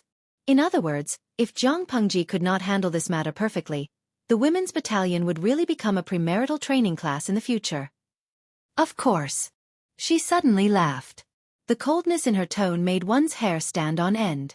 If you don't control yourself and lose your mind, you'll also be among the chickens that will be slaughtered. There are many talents in the world, but there are only so many opportunities. There are too many monks and too little porridge. If your sister doesn't want to seize the opportunity, naturally, there will be others who will covet it. Do you think I'm right? The female soldier listened and broke out in a cold sweat. It was still midsummer, where it had not rained for a long time, but she felt as if she had fallen into an ice cellar. At the same time, a sense of relief rose in her heart. According to her understanding of those relatives, if the two sisters did not have anyone to rely on, they might really be driven to death. However, when she thought of her sister, who was supposed to be in high spirits, she could not help but feel sad. On the other side, the family put on a good show. The old woman had to endure 23 strokes of the cane, but when she saw the wooden stick that carried out the punishment, she almost fainted from fear. Because the punishment was carried out in public, there were naturally many onlookers. It was said that the family of the female soldier wanted to take their children back to get married, but due to the original contract, if they wanted to do so, the instigator would have to suffer 100 strokes in public, and the female soldier would also be removed from the military. This made many people's hearts tremble. Just as Jiang Pengji said, the family of the female soldier was not the only shrewd people in the world. Others more or less began to have ideas about their daughters. So what if they entered the women's battalion? They were still their children. If their parents asked their daughters to get married, would they dare to rebel? However, when they heard that the punishment was 100 strokes and that the girls would also be removed from the military, many people gave up on this idea. If they were removed from the military, they would lose money. It would not be enough even if they paid for it. How could they help their families? Not to mention the 100 strokes of the cane. After a dozen strokes they would go to hell. Everyone cherished their lives. Who would dare to commit a crime against the law?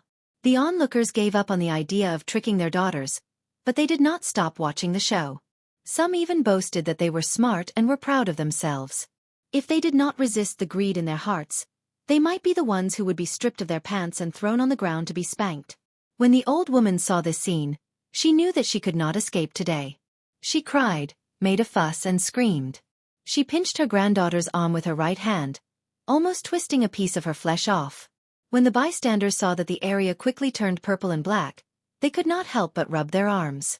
Oh my, this strength! Is she an enemy?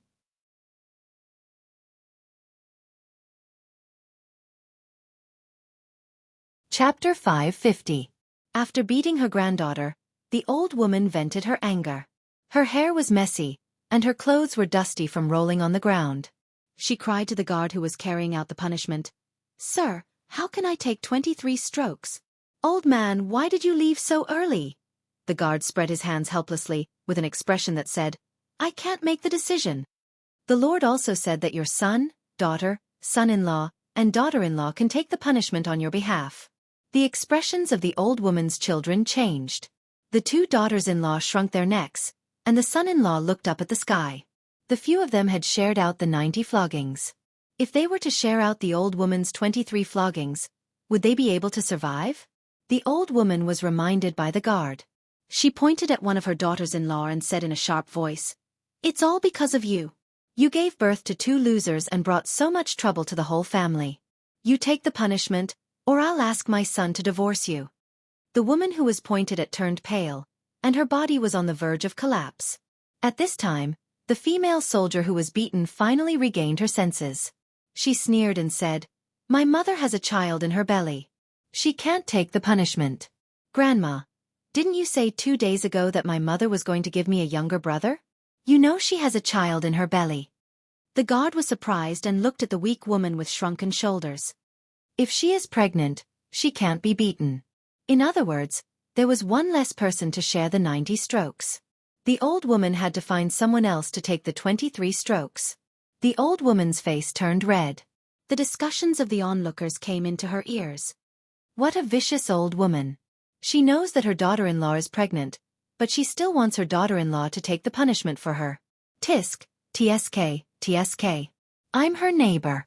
We live in the same courtyard. I didn't expect this family to be so unreasonable. I heard that their 2 daughters are in the women's camp. One is more promising than the other, and their monthly salary is subsidized to the family. Their family lives are the best in the courtyard. I was so envious of them. Looking at it now, this family didn't have any good fortune. The daughter is trying to climb up, but the whole family is holding her back. Old shrew. She's so vicious. Isn't she afraid of getting even with the king of hell? If my daughter is so good, I'll wake up laughing in my dreams. It's a pity that he's a sickly invalid. How can he go on the battlefield to kill the enemy and make contributions? Some people just don't know how lucky they are. They don't know how to cherish the blessings that others can't ask for. It's really unfair. Tisk tsk, you guys don't understand. This was called being short-sighted and blind. You can only see that your daughter can be sold at a high price in exchange for a hefty betrothal gift, but you can't see how much benefits your daughter can bring to the family in the future. You're so short-sighted, tisk. During the previous siege, regardless of whether they were deployed to fight in the war or stayed behind to defend Xiangyang district, the female soldiers who performed outstandingly and made contributions were all rewarded. Some were promoted in status, while others were rewarded with money. The 2 female soldiers in this family had both. When the news came out, many people were envious of them, but the family just had to seek death. Some smart and quick-witted people would call their daughters dearly and try their best to repair their blood relationship, hoping to get the protection of their daughters. Only such a stupid and greedy person would do something as stupid as killing the goose that laid the golden eggs. The old woman heard the people around her discussing. All of them accused her family of being greedy and stupid, but no one stood up to speak for them. She was stunned and her mind went blank. When she heard others say that they were short-sighted, she cried even harder. We're also blinded by lard. We're all deceived by the black-hearted iceman. The old woman opened her mouth and was ready to push the blame to the matchmaker. It was the matchmaker who instigated them to harm their daughter. However, everyone knew in their hearts that if this family was not greedy and black-hearted, how could the matchmaker persuade them? The guards were already impatient, and the surrounding people jeered, wanting to see them beaten. The family was scared and panicked. The father of the female soldier raised his hand and wanted to beat his wife. Who asked this woman to give birth to 2 scoundrels? One side of the female soldier's cheek was already swollen, and her arm was covered with black and blue pinch marks. She looked very pathetic. Seeing that her mother was about to be beaten, she raised her hand to stop her father's raised arm and pinched the vital part of his wrist. This would make one's bones hurt. I'll bear the punishment for mother's punishment. The others will be punished according to the rules. Her mind cleared up a little, and she made a decision that was not considered stupid. She could not bear the reputation of being unfilial, so she took the initiative to bear the punishment for her mother. It was only 7 or 8 strokes. If she didn't do anything, The old woman might react and force her to bear the 23 strokes of the board. 7 or 8 or 23 strokes. Even a fool would know which to choose. The old woman reacted and pointed at the female soldier, asking her to bear the punishment. After all, she was her granddaughter. What was wrong with taking a few strokes for her grandmother? The guard smiled and said, "Granny, your granddaughter is very filial. She has already taken the initiative to bear 8 strokes for her mother. If she bears 23 strokes for you, she will lose her life here. You're a grandmother. You don't want to force your granddaughter to death, do you?" The old woman's face turned red, then green, and finally black. Her granddaughter took the initiative to bear the blame for her mother. She was a filial daughter, and as a grandmother, it would be unkind if she continued to push the blame. The guard added, "She is a girl after all. She is still young. If she is beaten too much, it will be bad if she can't have children in the future if she gets hurt. Granny has a few sons and sons-in-law. They are men, so it's not a big deal for them to take a few more strokes." The crowd jeered. Men were afraid of being spanked? The guard wanted to say something, but his companion winked at him, indicating that if the matter was dragged on for too long, the person in charge would be unhappy. Seeing this, the guard waved his hand and asked people to beat them one by one according to the rules. According to the rules, people who were punished in public had to take off their pants and be beaten on a high stool. The men were fine, but when it came to the daughters-in-law and daughters, they cried and screamed. The guard gloated. "You're all men. Why don't you take the punishment for your wife? We'll try to be gentle." The common people were convulsing with laughter and egging him on. "Yes, you're a man, but you let your wife take off her pants to be beaten? Try to be gentle, but it still hurts." The man who was beaten 8 times on the ground was furious, and he scolded his wife. "Stinky woman, you want to see me die so you can remarry, right? Can a few strokes kill me?" No matter how unwilling the old woman was, she was beaten 10 times in the end, and the remaining 13 strokes were shared among the younger generation. Originally, the younger generation was unwilling. Even the youngest son whom the old woman doted on the most couldn't help but hide far away when he heard this. In the end, they pushed each other and barely shared the 13 strokes, but the old woman still had to take 10. When it was the female soldier's turn, the guard said, "She came from the women's camp after all, and we've guarded the city together. You don't have to take off your pants." The female soldier's face was pale and she murmured, "Thank you." There was a trick to beating someone. Wherein how much strength was used, there was something fishy about it. The female soldier was beaten badly, but the guard showed mercy. She would recover in a few days. You're tuning in to the Xueqi's Martial Arts Saga YouTube channel. Don't forget to subscribe and join us on this journey to catch the most captivating stories.